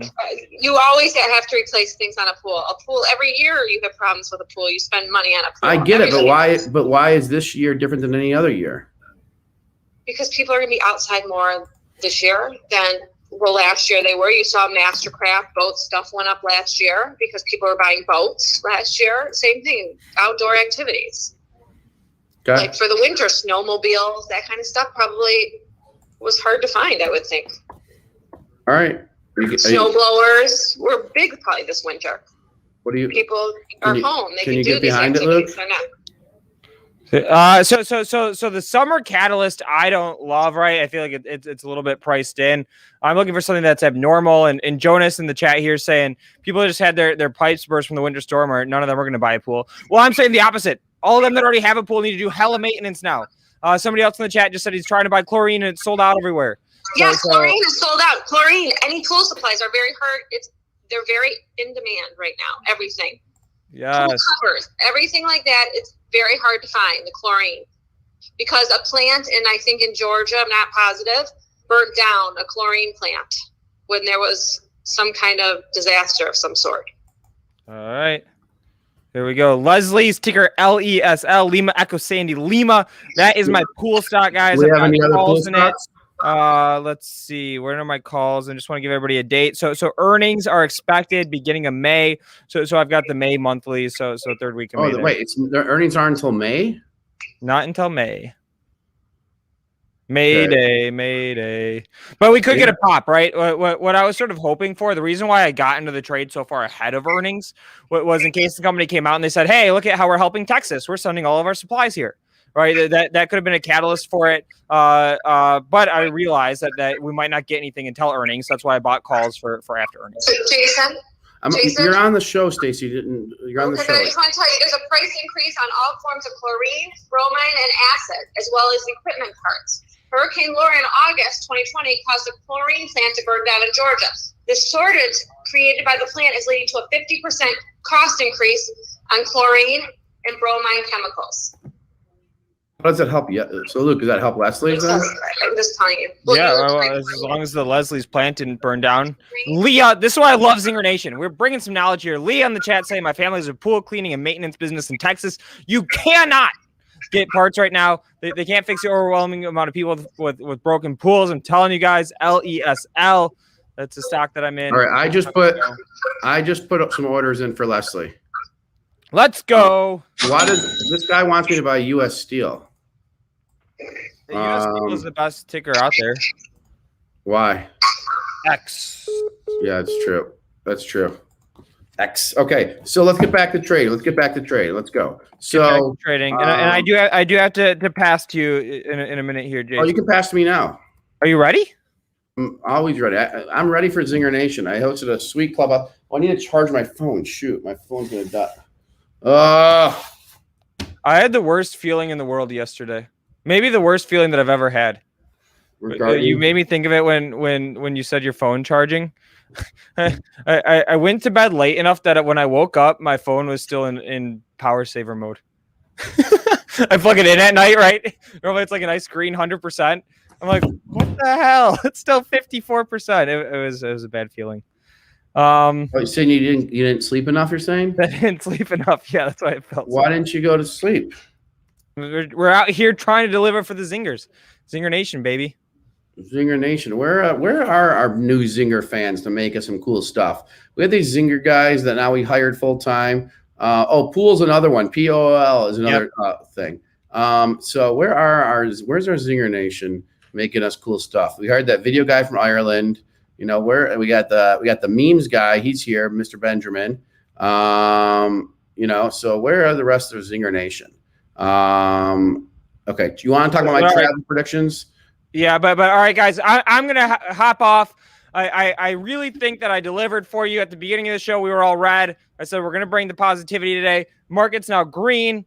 Correlated causation, I don't know. We'll leave that to debate. But tomorrow, guys, I'm going to be doing some updated research on Voyager Digital. So go ahead, hit the Twitter, and I will see you guys next week. Peace. Guys, can you slam a like for Lukey? Can you guys slam a like for Lukey? Jason, I'm sweating my ass off up here. trying to deliver on a day like today. I know. I mean, you moved the market, Luke. You moved the market from red to green. I cannot understand why there isn't more love for you. Jerome Powell can't even move the market like I can. I know, and no one where's the fucking love? Where's the love? No, I'm not even gonna sing. I'm actually annoyed. Where is the love for you, man? What you've done is worthy of a freaking medal. There we go. All right, guys. Peace. Gonna hop on a call, go back to building, hustle up some money, and I will see you guys later. Love you. Peace. All right, guys. I honestly think you guys should give Luke more love. I mean, look at how hard he worked. He went hard. He did those things, and you guys just treat him like some freak off the street. You know, that's a song actually, the rhyme that I'm going. MMEDF. You're still talking about that. All right. So let me get into my travel predictions because this is what I'm being asked about. So let's talk travel. I'm just making trades as we speak right now. You guys want to see my trades? If you want me to share my screen, press 1.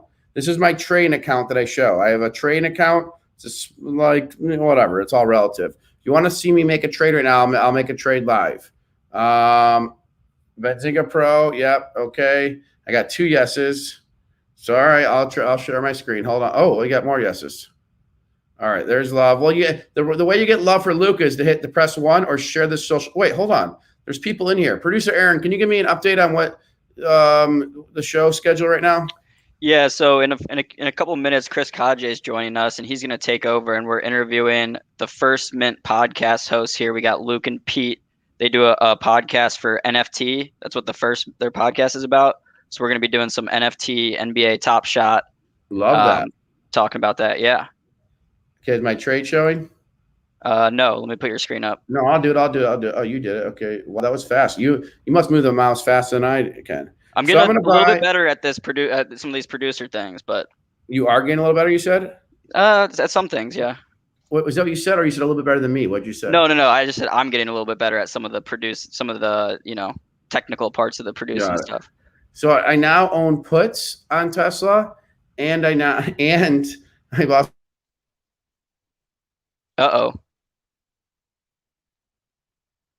I lost you, Jason. I don't know if. Let's see. Which doesn't make a ton of sense, but Chris, take it over. What'd you say, buddy? I lost you for a sec, but you're What's back wrong? now. Here's Chris. All right, I just got to get back to what I need to say. I need to talk about. I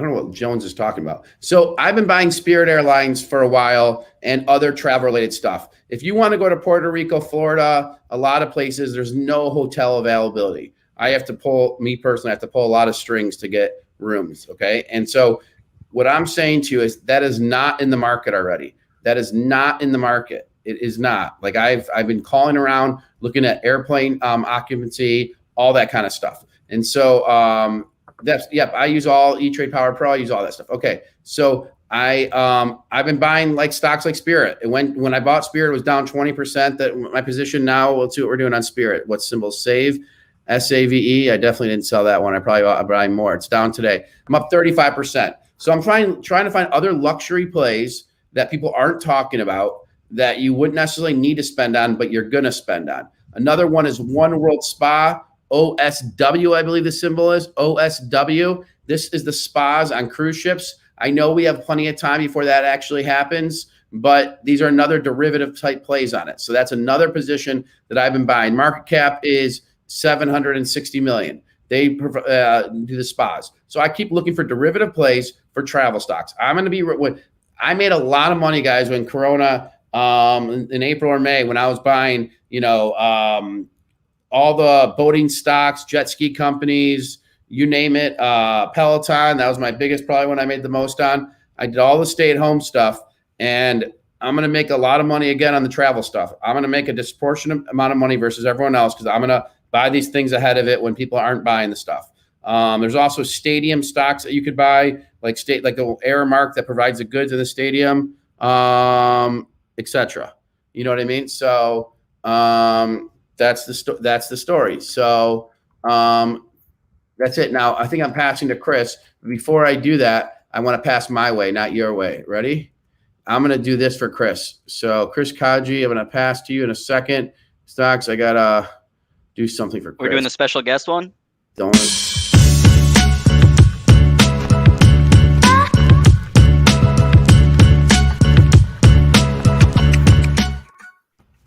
Yeah. Am I the special guest? You're a special guest. I don't know if it's staying inside the power hour or what, but you're special. Oh, different background. I've been talking with our guy about a new setup for you. I don't know what. I got to check in on it. I've been talking to Scott about your new setup, man. How's this look? It's better than the other one, but I have a whole video platform thing. But we'll see. I have to talk to Scott. He said he was going to show me a few different options. But this looks definitely better. Yeah, it's definitely improved. Look, we're wearing the same shirt, Chris. Sorry. Yeah. Did you guys call each other to match? We did. We texted this morning. I said, hey, I'm going to see you later. Put on your Benzinga shirt. I love it. It's the Friday thing. Dennis Dick had it on too. And then I did see Dennis had his on. I do try to wear it some Fridays. Especially if we're doing Hey, Chris, what's that? What was that? Who did that? You did. What was Okay. that? So, and then the track jackets. Do you have a track jacket yet, Chris? I don't. I want a track jacket. All right, we got to get them sent to you. Okay, I'll have Aaron send them to you. A blue and black one. All right, I'll get off because you have way more important people than me here. So I'm sorry for go take it away, Chris. You're fine, no problem, Raz. So Chris, so we got some big NFT guests coming up. Can you just give our audience a little breakdown real quick on what that is and what NFT is? Yeah, so NFTs, guys, have just, taken the market by storm. We're seeing record numbers in 2021 already. One of the big stories is NBA Top Shot, just breaking records, becoming a searchable trend on Google. The NBA is a backer in this company, and, people are having a hard time even being able to buy packs of these NFTs because they're so popular. So we wanted to bring on some guests, with great experience and knowledge of the market, because I know there's been a lot of questions about NFTs. So joining us today, we have Luke Doucette and the Plunge Father. They run the podcast, The First Mint, which is one of the fastest growing basketball podcasts out there, now ranking in the top 10. And without further ado, I'm going to bring our guests on the stream. How's it going, guys? Good. Yeah, thanks. It's going great. Well, it's going okay. I think both of us, both me and Plunge, lined up this morning to get one of the packs, those hot packs, and we both have come away empty-handed. But there's another one tonight, and we will gladly line up again tonight during our live show, and then again tomorrow morning during another pack drop. So we're okay. We're okay. I'll say we're okay in terms of Top Shot world. Yeah, I was hoping to get one last night. Then I saw the delay, and then I tried again today, and same story, just delay.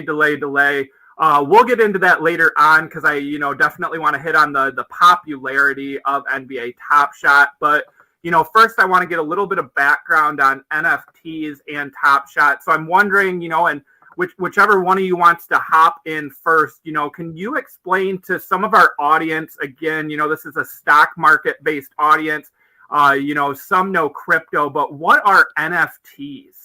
Totally. How about I'll give you a quick high level what NFTs are, and then but I do think we have to get into Plunge's numbers, because if you got a stock market crowd, they are gonna love what's going on in NBA Top Shot. I'll tell you that much.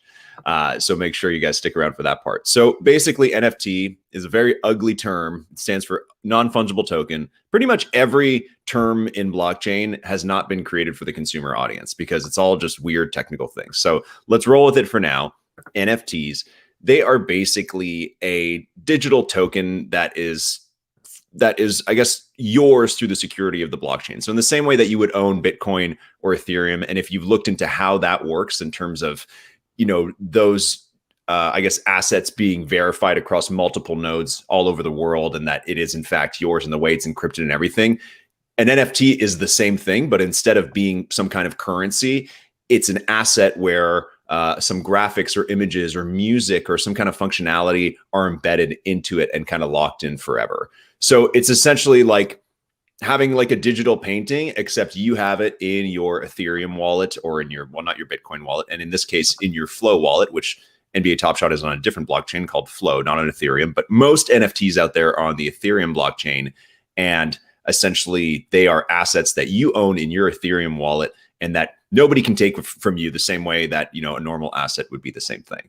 So it's a bit of it's something abstract to kind of wrap your head around if you've never really thought about it. But the NFT business is quite large. Top Shot is one that's kind of boomed in the last couple months, but NFTs have been around for a long time and have been trading for thousands, if not millions of dollars for quite a while. The NFT community was relatively small until recently, but it's grown a lot in the last 6 months. And if you follow the news, then you know that some of the bigger names, guys like Mark Cuban and Gary Vaynerchuk, are really getting interested and not just getting interested from an investment standpoint, but also from a larger cultural standpoint, saying that this may be the new thing that everybody starts to get into. Perfect. So, the turning to NBA Top Shot. So, it's a highlight. The biggest misconception and question out there, which I know you guys have probably addressed before, is, why buy an NBA Top Shot versus just being able to, go watch this highlight online? So, where's the value, and what do you say to some of the naysayers out there with that? Plunge, what do you think, man? I've been a stand of this for a long time, but you're newer, so you tell me, because you're so stoked now. So I'm a little newer to this space. So I came into MDA Top Shot in the middle of January, right after, I should say. Jonathan Bales, who's a big DFS player, announced a big sale. They had bought a Ja Morant, I believe, for like $35,000. So this clip of Ja Morant and a dunk from his rookie season last year, which was when Top Shots became a thing. This NFT, they spent a lot of money with basically making the idea that they can that it will have like a long tail in terms of upward trajectory over time, that they felt that this as a consumer product would be a very safe asset for them to kind of experience long-term growth with. Not much unlike you might buy a car and expect it to appreciate in value over time. But when we come into this space as someone who's not into crypto, and frankly, I'm not into the stock market either, it doesn't take long for you, if you're on NBA Top Shot and sort of see how the marketplace dynamics work, it doesn't take much for you to get it. Hey Pete, I'm gonna interject real quick. We're just having a little bit tough time hearing you. I don't think your audio is coming through the mic. Okay. So if you want to try to fix that real quick, we'll go back to Luke. Yeah, sounds good. I'll pick it up from there. And basically, I'll kind of add my 2 cents to that as well. Is like, that's a really good point, and it's a really good skepticism of like, okay, well, I can just watch this video highlight on YouTube. What's the point?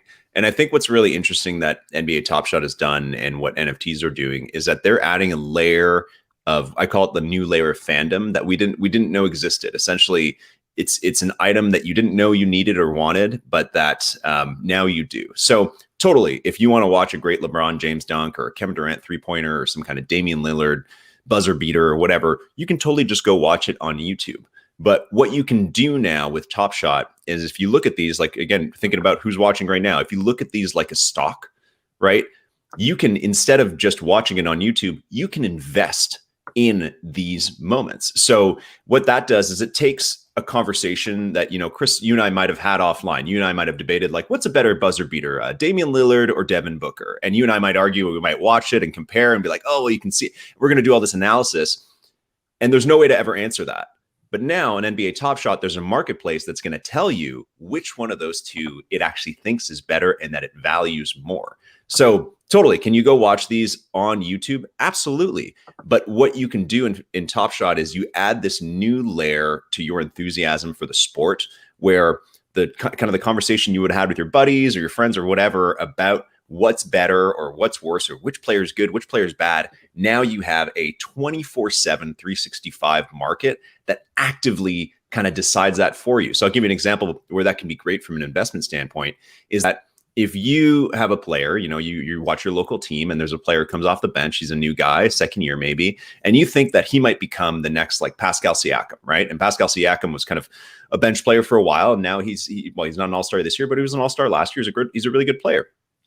If you have a hunch that a certain player can become really good, it's kind of like a stock where you're like, well, you know what? I'm picking this one. And I think this is, same thing in stocks. You guys always say, this will be the next Amazon. This will be the next Tesla, right? So in basketball, we say the same thing, right? You say like, well, Zion is going to be the next LeBron, or so-and-so unknown player might become the next Kawhi Leonard, right? And that's essentially how you can look at this market from an invested standpoint, is that, yes, of course, there'll always be the LeBron James, and those go for the most, but you can also pick some random obscure player. And if you know basketball, or if you like basketball even a little bit, you can just place your bets there, right? And then when when that player has a huge game and everybody else wakes up to that player, the moment that you own, they're called moments, they're not cards, they're moments, that'll go up in value like crazy. Yeah, that's perfect explanation. So, I'm late to the Top Shot game, or I guess not late, but later. But I want to know, so I heard you say, you started in January, but can you guys tell me a little bit about, what were the early days like before there was, hundreds of thousands of people in line for these packs? How much easier was it to get packs? How much easier, was the marketplace? And, did anyone, or I guess, did you guys anticipate this kind of growth for NBA Top Shot? Pete, when did you join Plunge? When did you come in? What date was it? Can you guys hear me now? Yeah, this is much better. Okay. Thank you. I'm sorry. I've got a weird audio setup, so I appreciate you bringing me back in. So yeah, no problem. There's two answers to this question. The first answer is for people, I call it pre-bails and post-bails, like time frame, because there was this massive spike of people that entered into the Top Shot marketplace in the middle of January, and I got in sort of on the beginning of that upslope, and that produced at that time what was the sort of largest per day transaction and marketplace transactional value in a single day. It was like the weekend of January 24th or something like that. So just 6 weeks ago, and it hit $7 million in transactions on the marketplace over that time period. And right before that weekend, and part of the reason why there was so much action was they had a massive pack drop right at that time. And I was able to buy 5 base packs in that thing. And I got, 3 moments and 5 packs, and I had 15 moments that I then could do whatever with. Right. And even then, that was sort of the last of the good times as it related to being able to buy packs in mass. And for everybody else that was in much earlier than that, and Luke can speak to this, last season, while the NBA was in the bubble and they were in this closed beta and then an open beta that had a much smaller population of users, there were series and packs that just didn't even get sold. In fact, one of the sort of urban legends, or like one of the things that's sort of an insider info, behind the scenes type of thing, is the Eastern Conference Finals and Western Conference Finals, where they did special packs that had moments from players in those series. So Western Conference Finals was, of course, the Lakers playing the Nuggets, and the Eastern Conference Finals was Boston playing the Heat. And they had printed 1,000 packs of these things, or 999 packs. 999 moments per player times 9. I think it was something in like 8,000 or 8,900 packs per series, and they couldn't even sell them. Right? They sold a third of them or a half of them in each case, and they just were sitting on these packs because the timer ran out and there weren't enough people to buy the supply. And so now they're in a situation where, obviously demand has far outweighed and exceeded supply, and they're sitting on some of this stuff that they now have to burn because of the restrictions they had placed on it there. So they learned a lot of lessons in terms of availability of this type of stuff, and sort of there had the healthy balance between creating more supply so more people can participate and have a healthy marketplace where there's all tiers of price points for people to enter, but also not creating so much that the verifiable scarcity that the NFT concepts are built on, and that sort of that is a key component of their value or the value proposition of a particular moment or a particular NFT, with that they don't dilute that so much that nothing becomes valuable. So they have a very difficult tightrope to walk with that, and I think that's causing a lot of consternation in the community in some ways, who don't really understand those market dynamics really well because they're brand new to it. And all they know is, dang, it's really hard for me to get a pack and really hard for me to enter at a price point that I'm comfortable with the technology that I'm new to, that I don't understand particularly well, and that I'm not sure if is going to be around in however long. I'm bullish on it, but it's sort of a very quick ascension into the stratosphere in many ways. Perfect. Luke, I want to get a little bit to the podcast. So, you guys see Top Shot kind of take off. What went into the decision to launch a podcast? And, did you ever think that, it was going to be this fast growing and, considered one of the top podcasts out there for Top Shot? I see you guys get shout outs from, the founder of Dapper Labs all the time. So, what has the success been like and why launch the podcast?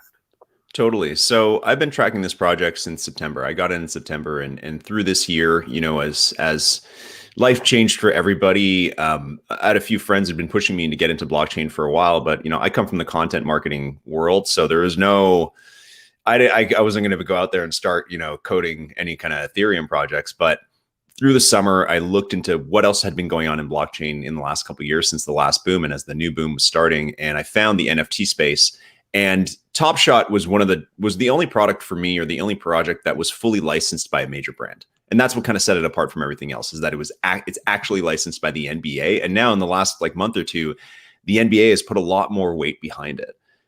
At the end of 2020, just as the new season was starting and things were picking up, I was looking to do more in the space, and primarily to provide value to people in the NFT space. Again, as a content marketer, I noticed very quickly in the space that there was a lack of media. There's a lack of reactive media, right? There's a few sites that cover stuff, but there's so much going on. Blockchain moves so fast every day that there just wasn't nearly enough. At one point, Top Shot started adding thousands of people per day. And as that started to happen, I was like, well, we're going to need something. I was posting a couple statistics a day on my Twitter, and people were just slamming me with questions. And I was like, all right, well, that's a good indicator that maybe we need some kind of good form of media here. So, kind of overnight, I came up with the first mint and launched the podcast, really kind of just hoping to inform and educate people. But, as Plunge was talking about, Top Shot has grown so quickly and grown in so many different ways. You've got basketball fans, you've got daily fantasy players, you've got collectors, you have the general public, people that haven't watched a basketball game in years that love this product, that are into it. And now you have actual basketball stars. Like, there's about at least a dozen players who are actually in Top Shot, like literally buying and selling each other's moments, and which is amazing. So, and you've got all the, basketball community, ESPN reporters, everybody is in there talking about it. So now we've got so much traction that has really contributed to the success of the podcast. And I think also what we really love to do, we have 3 shows a week, and the third of which is tonight, is a live show starring Plunge Father.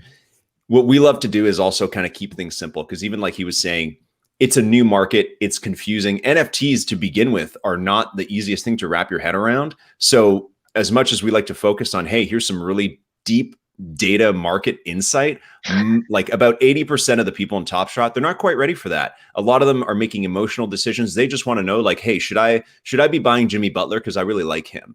Or should I invest in a guy who's a bit of a bigger star than Jimmy Butler? There's a few that are bigger stars than Jimmy Butler, but there's a few, right? So people just need help with those kind of emotional decisions. And I think that that's what's helped Top Shot take off, is that it brings people's emotions out the same way a basketball game does, right? Is that it's a little less it's very transactional, but it's a little less cold of, will this go up or will it go down? And it's a little bit more like, well, you know what? I actually just do like this player. So even if I bought it and went down a bit, that's okay, because I like him. Right.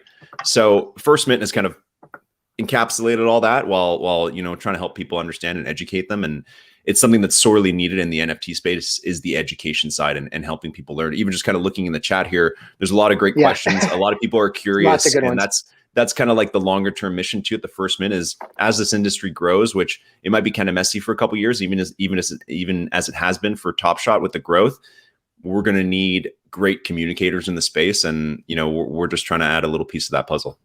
Yeah. And I'll add, that's why I reached out. That's why we have you guys on there. There's so many questions out there.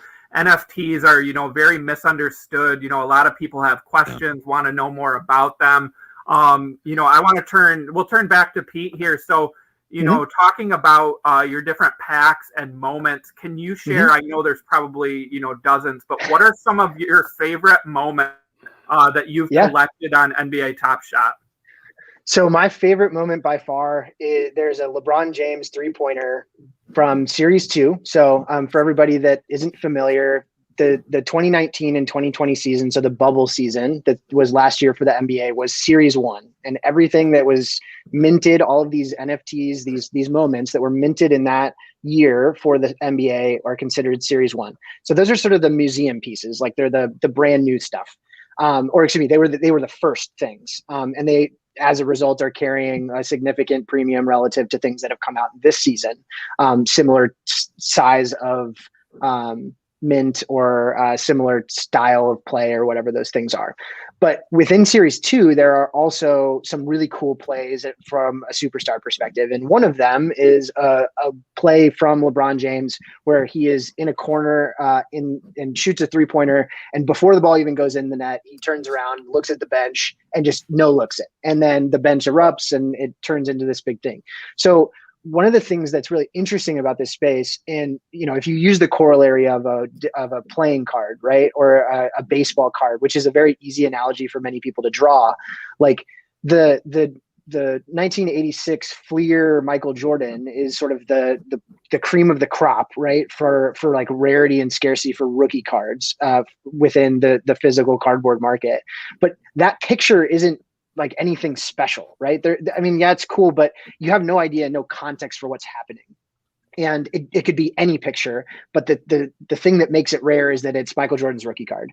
And I think what is going to happen, and it hasn't quite happened yet, but as more people come into the space, as more supply is minted, and as there are more and more ways to differentiate what things stand above others, I think the quality of the highlight is actually going to play a significant factor in stickiness and in terms of rarity, but also in terms of like, what do I want to have in my collection? And I think it's really important here, and I try and shout this from the rooftops everywhere that I can, that this is not just a stock market, right? This is these NFTs in the particular application of NBA Top Shot. There is and will continue to be more and more utility for these NFTs in various other mechanisms outside of just, let me buy this, hoard it in my smog dungeon, and sit on it, right? There's all sorts of interesting applications that you can think about of, if I own and I can verify that I own this thing, I can then use that in a variety of different places. So if you think about a trading card game like Pokemon, which people might be familiar with, it wasn't just that the Charizard was rare that made it valuable. It was that it was rare and it was the most powerful card in the game that you played with those pieces and with those physical cards. And that is going to hold true as more and more application and utility for these moments come out. So they're building a hardcore application. It's a mobile game with a third party and I say they, NBA Top Shot is partnering with the third party to build a mobile application game that might be something like a daily fantasy sports site where you put your moments to use and utilize those in a game. And I think that, to be honest, where we're headed, that is going to be what brings far more people off the streets into this, rather than just the speculative investment of, I'd like to buy this thing for $100 and hope it's worth $200 a year from now. But I think what's going to contribute significantly to the valuation of what those things are is not just, is this scarce? Is it cool? But what can it do for me? And I think that's a really cool concept. And it's not just in the context of the game that you can see those types of applications play out, but there's all sorts of cool ideas that I've heard from people talking about this. Like, if I live in Madison, Wisconsin, so just about an hour and 15 minutes away from Milwaukee, where the Bucks play. So if I own a Giannis Antetokounmpo, I can't even say his last name, or a Dante DiVincenzo, or a Chris Middleton, right? Like, I own 3 Bucks players. Can that be my entry into the game? Right? Or do I get a special giveaway when I show up and I show that thing and I support the community, right? I'm like showing fandom and I'm participating in the social economy of the creator, in this case, the NBA player or the star that this is built around. So it's a lot deeper than just, I'm buying this thing, hoping to sell it and, make a profit off of it. So that's sort of my high level thoughts on where this is headed.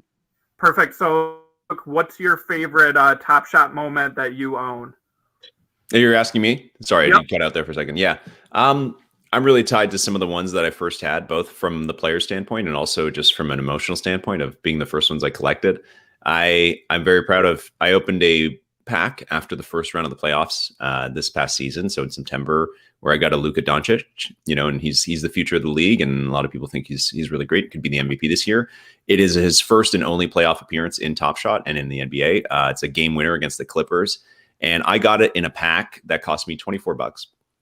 After it came out, it was one of the hotter moments, so it was going on the market for 70 or 80, and now I think it goes for maybe 20,000 because the game has grown so much, which is insane. But that's the reality, is that it's only one of 200. And for Luka Doncic, like, he's got moments now that are being minted, I think like one of 30,000, right? So it's like, it's grown so much that is quite now scarce. And especially compared to back then, we had maybe 800 people in the game, and now there's, I don't know, 300,000, right? It's like, that's just that same level of scale.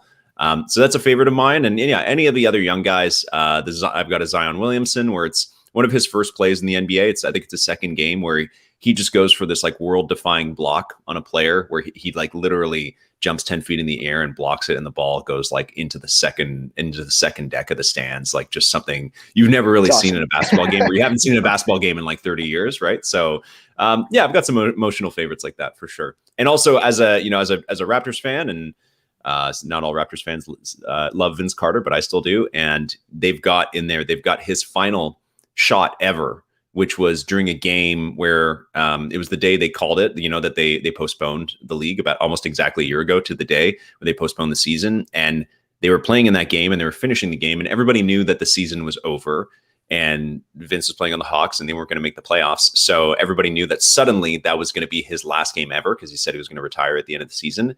So they bring him in with 12 seconds left, to get in one last lick, and Trae Young gives him the ball, and he shoots this, like, he nails this deep 3-pointer, just a perfect end to his career. And that will be an emotional favorite for years to come in Top Shot.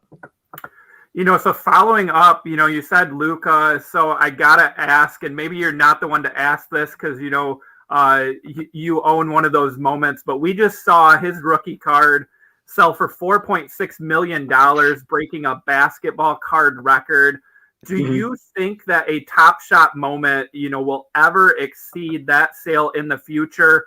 When could that happen, and who could it be?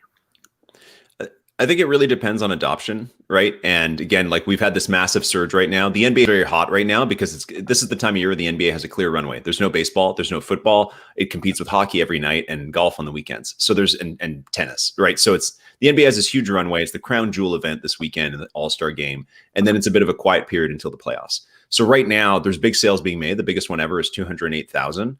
And a lot of people are predicting that, yeah, there could be a sale of $1 million this year. They have some moments that are one of one, some of the first moments ever made that are not released. They're not out. So those will go to auction. So at auction, you could definitely see these crack $1 million. But again, it depends on that adoption, right? Like, it depends. I think a lot of that is going to depend on what this product looks like over a 2-year period, right? Because right now there's a lot of hype. And there's a lot of, the team behind Top Shot, Dapper Labs, is working day and night to manage the growth, and it's challenging. So if they can get this to the point where they envision it, where there's, like Peter was saying, there's more functionality to the NFTs. There's supposed to be a game called Hardcourt where you can play with these moments against each other. So that's supposed to come as the game grows, and if they manage the growth properly, I think absolutely you could see that sale get eclipsed, but that's a big maybe, because again, this thing only launched in July, right? And a lot of people, and even in your chat, people saying, it might be like the next Beanie Babies or whatever. It's like, that's not the worst bet, because we don't know, again, how big this will grow. Both of us are super bullish. Obviously, we run a podcast about it. We're obsessed with it. So, there are a lot of other opinions on this out there. But I think the signs that I like in here is, again, like, basketball players love it. The NBA is giving it its full support. So they don't, the NBA doesn't invest in projects that are only going to last a year or two. They invest in projects that last decades. So there's a lot of great stuff. And overall, this industry is going to grow. So it might take a while, but if things go well, absolutely, we will see that. I think one extra point on top of that, I think this is the people that are involved in this in many cases are also involved in cryptocurrency trading and markets. So right now we're seeing sort of Bitcoin and Ethereum take a little bit of a dip, right? And pull back from that massive bull run that we were seeing before. I don't think that getting to 1 million and beyond, and even up into that 4 million, 5 million range for a very rare, very scarce moment would be that ridiculous if the Bitcoin and Ethereum trends continue forward. Like if we see, and I think one of the guests on our podcast last week, Anorak, who is involved in other NFT projects as well, made that point, which was, it's not right now, if Bitcoin is at 50 or whatever, 48 or whatever it is, if it goes to 100 or it goes to 200, we could very well see very big sales on the backs of those types of things in this space, especially for some of those like one of one type auction things. But if the Bitcoin and Ethereum trends are a little flatter, I think we're going to see that play out in our marketplace as well, because there's so much interplay between the cryptocurrency markets, asset reclassification and reallocation into NFTs purchased with cryptocurrency. So that's sort of my take on that as well.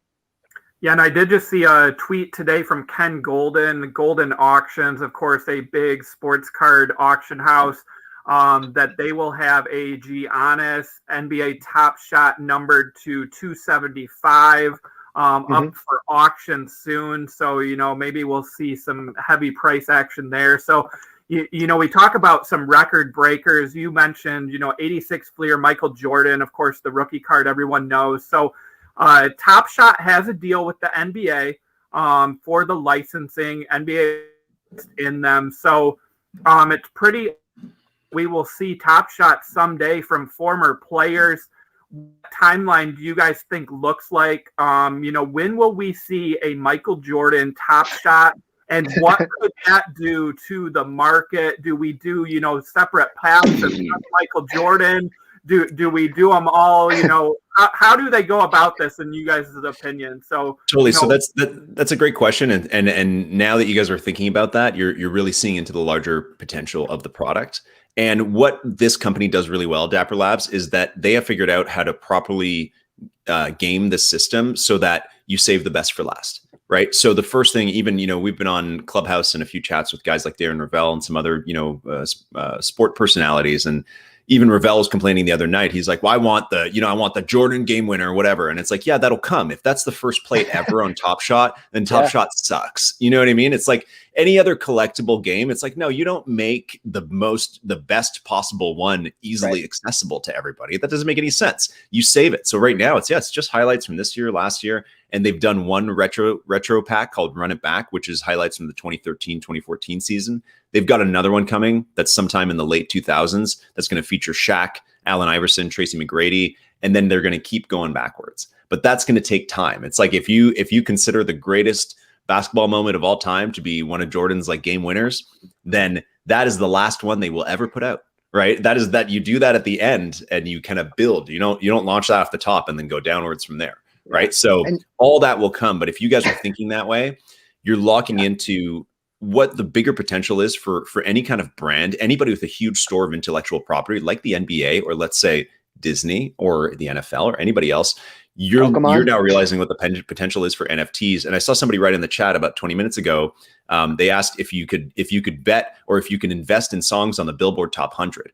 And that is exactly the kind of stuff that we might be able to do soon. The Kings of Leon just released an album as an NFT. That was big news this week. And another way to look at it is that, the proper term for all this is tokenization of intellectual property. So think again, what a brand like Disney might look at this like as a mega merchandise giant who literally like Mandalorian comes out and the next day you can buy a Baby Yoda backpack at every drugstore like that. Think about what Disney is going to do once they realize that people are spending, that there's an NBA market online of digital collectibles where people have spent over $300 million buying them, right? Think about what Disney, it's going to take a little while. It's not easy to develop this stuff. You can't just do it overnight. You have to do it properly, but think about what it's going to look like when Disney gets into that with their enormous vault of great intellectual property of Marvel, Star Wars, Pixar, every Disney movie story that exists. There's so much you can do, right? And somebody else is asking, can you tie these to real life items? Of course, you could.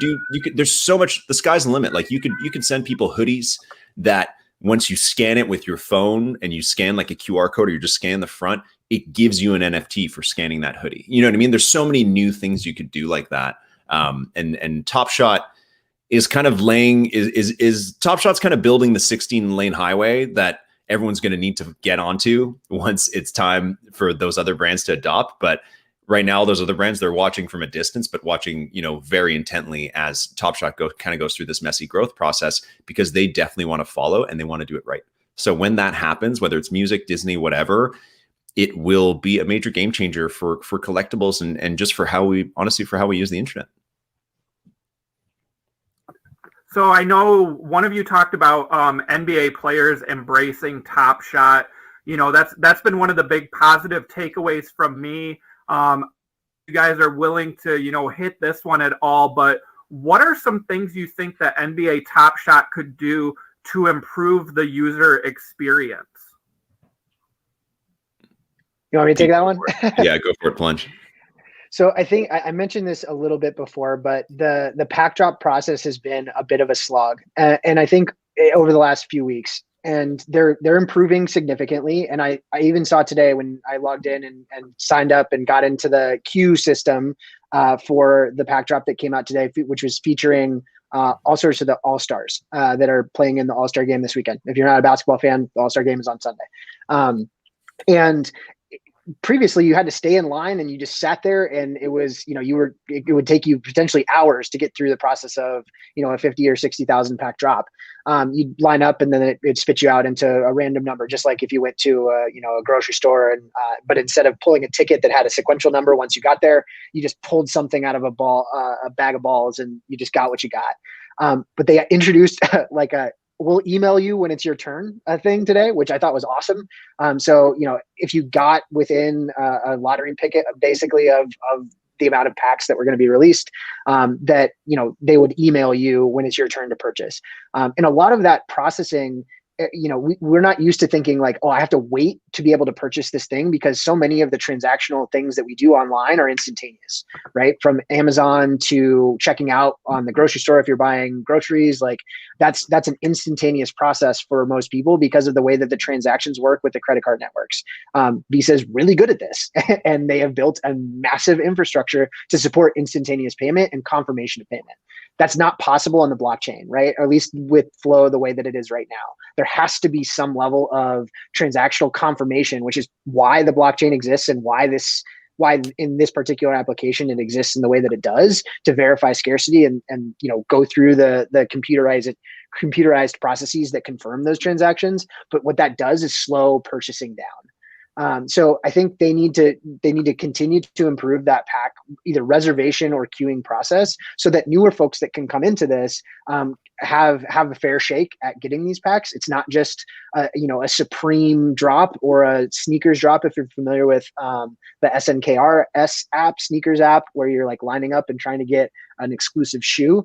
So I think that's probably the most important thing that they can get right from a user experience perspective.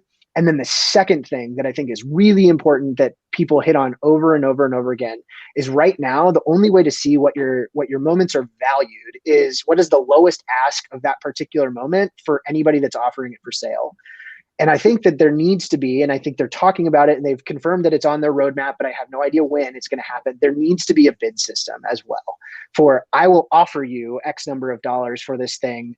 And then, when those two things meet, like whoever is selling something and whoever is offering to buy something, when those two things meet, a transaction happens, much like it does in Bitcoin, where you make an offer for something and then that's confirmed once somebody gets down that low. I think that will significantly increase and the happiness of people that are exchanging and trying to find the right price point for a particular asset. So those are the two big things for me. And obviously the third is withdrawal processes, but I don't want to get into that right now. It's a bit of a quagmire. Luke, anything to add to their suggestions on ways to improve, or would you, say the same there? I'd say the same. And I'd say that growth is messy. Hyper growth is always going to be messy. I don't necessarily, I try and stay as unbiased as I can. I'm a huge supporter of the product. So, naturally I'm a huge bull for it, but at the same time, I don't necessarily agree with everything the organization's done or been communicated, but I don't blame them either. It's tough to go through this kind of hyper growth. And obviously when you build a great product, you hope and expect millions of people to adopt it, but I think it's come a lot faster than they expected. So naturally there will be some site functionality issues, and blockchain growth in general is messy as well. There's still a lot of issues. There's a lot of adoption, a lot of very excited people, but it still has a long way to go in terms of infrastructure, communication, design, as a space before we can really see a lot of normal people understand it and adopt it. NBA Top Shot's done kind of a magical thing where they've made it really easy for people to buy, where you can just swipe your credit card and buy these. But naturally, that comes with a particular set of issues where the withdrawal isn't so straightforward and takes a little while, and they're still working on unlocking that for more people. So that's not great. And are some site functionalities that don't work all the time, but again, that's hyper growth. Even in the early days of Facebook, there are times where it'd be down for days at a time. Obviously, we didn't put thousands of dollars into Facebook, so it didn't seem like that big of a deal. But a lot of great tech products, without a huge foundation behind them, will often be messy at growth, right? Like something like the iPhone worked pretty well off the bat, but Apple had 30 years of experience building products like that, or at least some other products to kind of sit on before launching it. And they'd at least been able to observe the growth of BlackBerry and the trouble of growth of BlackBerry before launching their own. So naturally for Top Shot, I think they've done an amazing job, and I think the road is still long from here, and there's a lot to improve on, which is actually what's most exciting, is that despite all these issues and uncertainties, there are still 200,000 people that show up at 9 a.m. To try and buy this $14 pack, and there'll be another 200,000 tonight, and another 200,000 tomorrow, and another 200,000 on Sunday. And those people keep coming back despite the issues. So once the issues are gone and everything's clicking, it's going to grow quite a lot. And like I was saying, I think with a lot of great tech innovations, and if you consider this something that might have a ripple effect over the next couple of years, this isn't necessarily like the Facebook of blockchain, but if that ever comes along, the person who's going to build the Facebook of blockchain is probably about 17 years old right now. And in a couple of years, once they acquire a few more tools and learn a bit more about the world, they're going to start to build stuff that we've never thought of yet. So, and they're going to be inspired by products like this, the same way that someone like Zuckerberg was inspired by, I don't know, MySpace or Friendster, ICQ, all that stuff that came before, all that networking stuff that came before. You always have a ripple effect after. So Top Shot might not be the most perfect product, might not be the ultimate end winner in the NFT space after 20 years, but it is definitely going to inspire a whole new wave of people to get into the space, become great communicators, and also become great builders. Awesome. I'm learning so much from this. I know our chat is as well. Originally we were going to try to do 30 minutes, but if you guys have time, a couple more questions, we can power through here. So I've got to hop off. I can say I have to. Okay, perfect. I have to go interview. I have to do my own interview with. Well, I can't. Maybe I'll say it, but I have to go interview maybe a basketball player. No, I don't want to say yet. What if it doesn't happen? Anyways, I might be interviewing a basketball player in a couple minutes, so I gotta go. But well, Chris, thank you for having me on, and to the audience, like, you can follow us at the First Mint, and if you have any more questions about this kind of stuff, like, definitely send us a DM. And the best way to learn is honestly, like, listen to some of the past episodes of the podcast, because we do our best to kind of keep it pretty basic and entry level as well. So, and follow First Mint, follow the Plunge Father on Twitter as well. He puts out some really great data, and I've been trying to drop your Twitter handles there in the chat. I've seen that. Yeah. To keep up. Thank you. Yeah, it's all good. But yeah, just find us on Twitter and hit me up and hit up the Plunge Father and all the other guys in our network, because we do our best to kind of answer people's questions, because my biggest piece of advice is always that it's a lot to learn. So be patient with yourself, right? Is that you see a lot of people making a lot of money in Top Shot, and it's like, maybe you can do that too, or maybe you can just enjoy collecting as a basketball fan, but going in there and expecting to, make 1,000% in 2 hours, it's not realistic, right? You need to learn a lot more about the game. Same as a stock market, right? You might get lucky the first time, but you'll get burned the next 10 times. So for a new product like this, take your time, be patient, ask questions, ask the Plunge Father, and use the next 10 minutes to just mine him for his knowledge, because he's one of the smartest guys in the game. Thank you, all right, guys, I'm gonna go. Thank you so much. Good luck on your interview.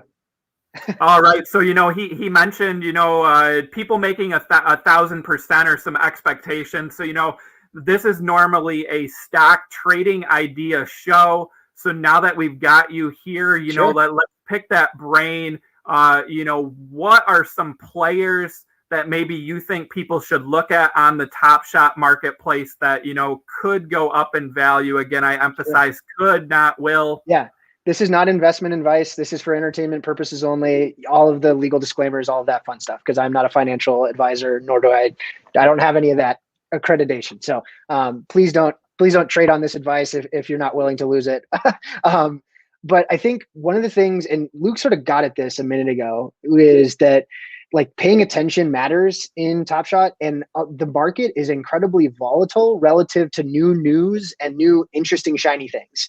So a really good example of this is that, and I wrote a Twitter post, like a big Twitter thread last week about it, where there are now NBA players that are sort of coming into Top Shot and being a visible vocal presence on Twitter and then like on the following streams and so forth. And when those players come into Top Shot, they end up with their moments, the actual cards, they end up hitting a spike like pretty quickly. And most of the time that spike happens very, very fast based on like within minutes of a tweet going out, right? Because people catch on to it, they retweet it.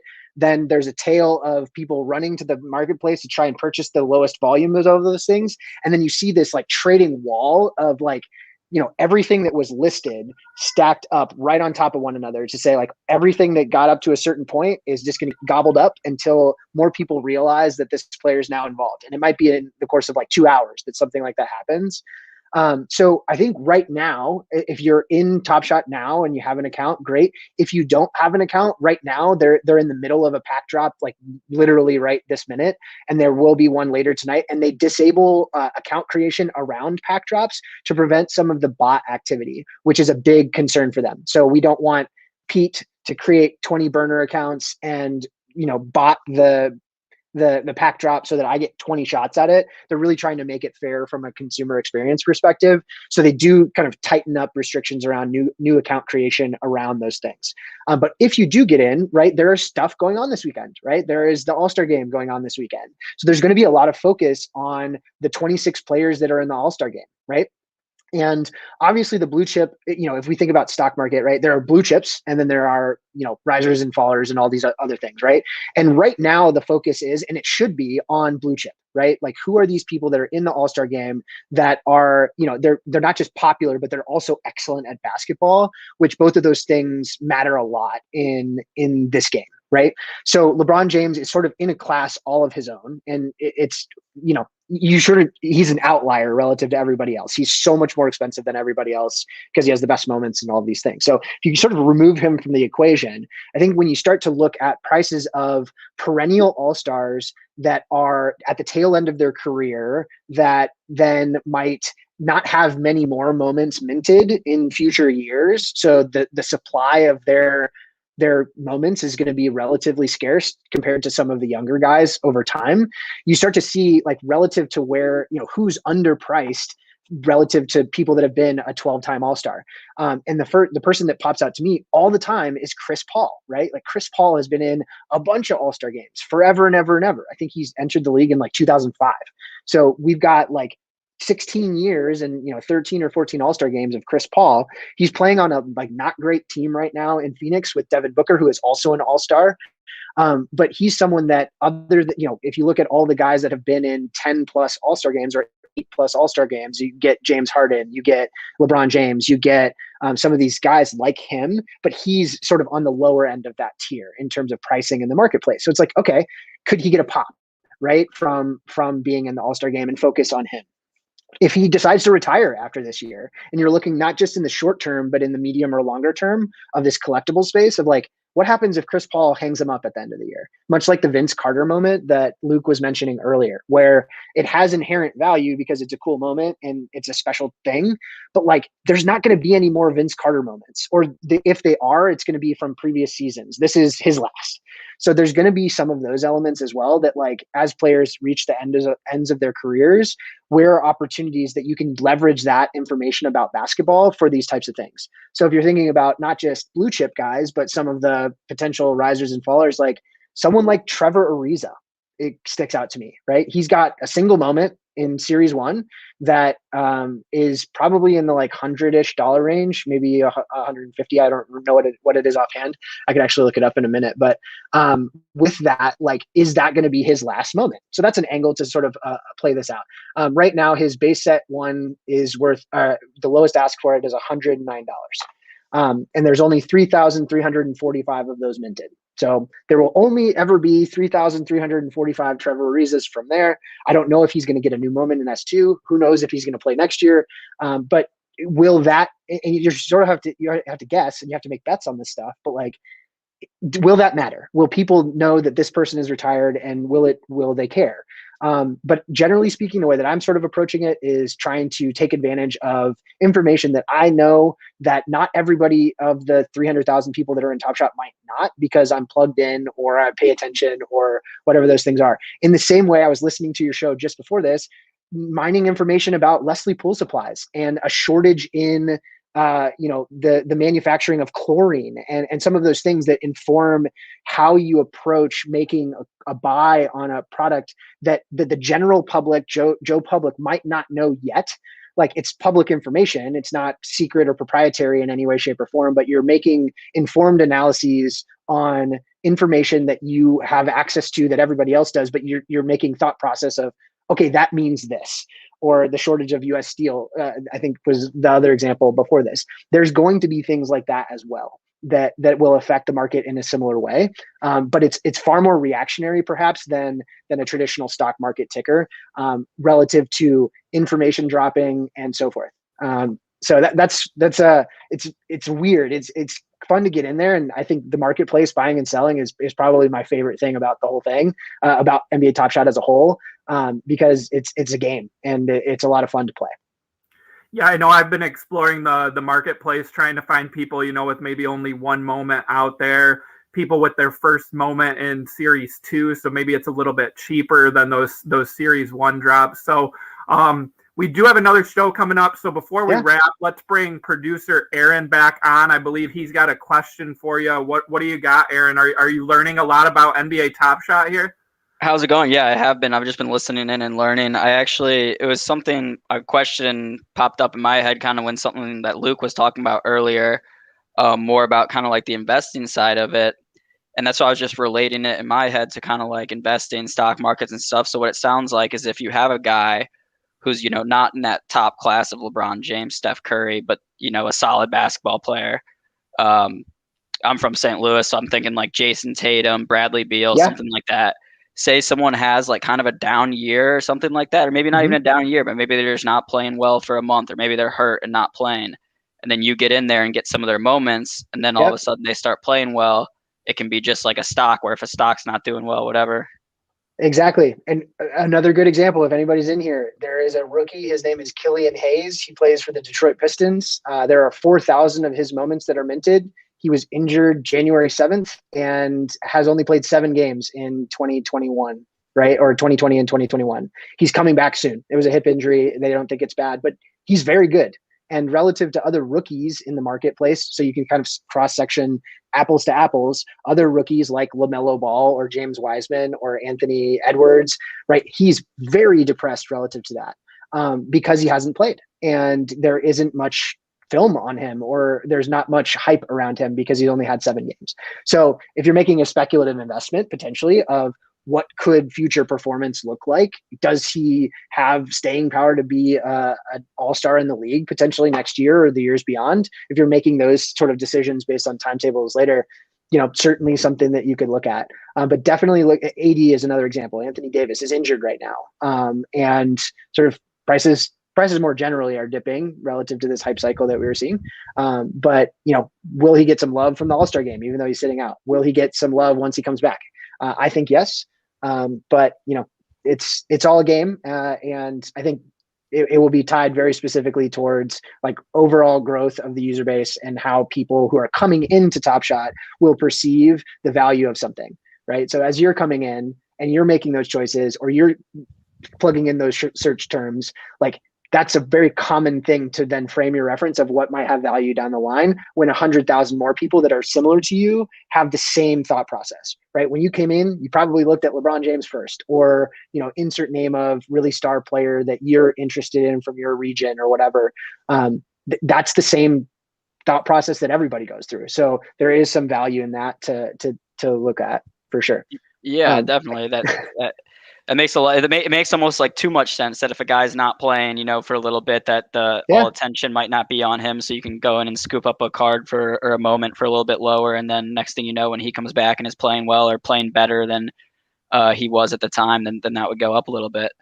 Yeah, that was a great point, Aaron. The injuries, and Benzinga is a Detroit-based company. You say you say a Detroit Pistons name, and I'm sure people in the chat right now are going to look up those prices to at least give a shot at that ace card. So that's going to wrap up today.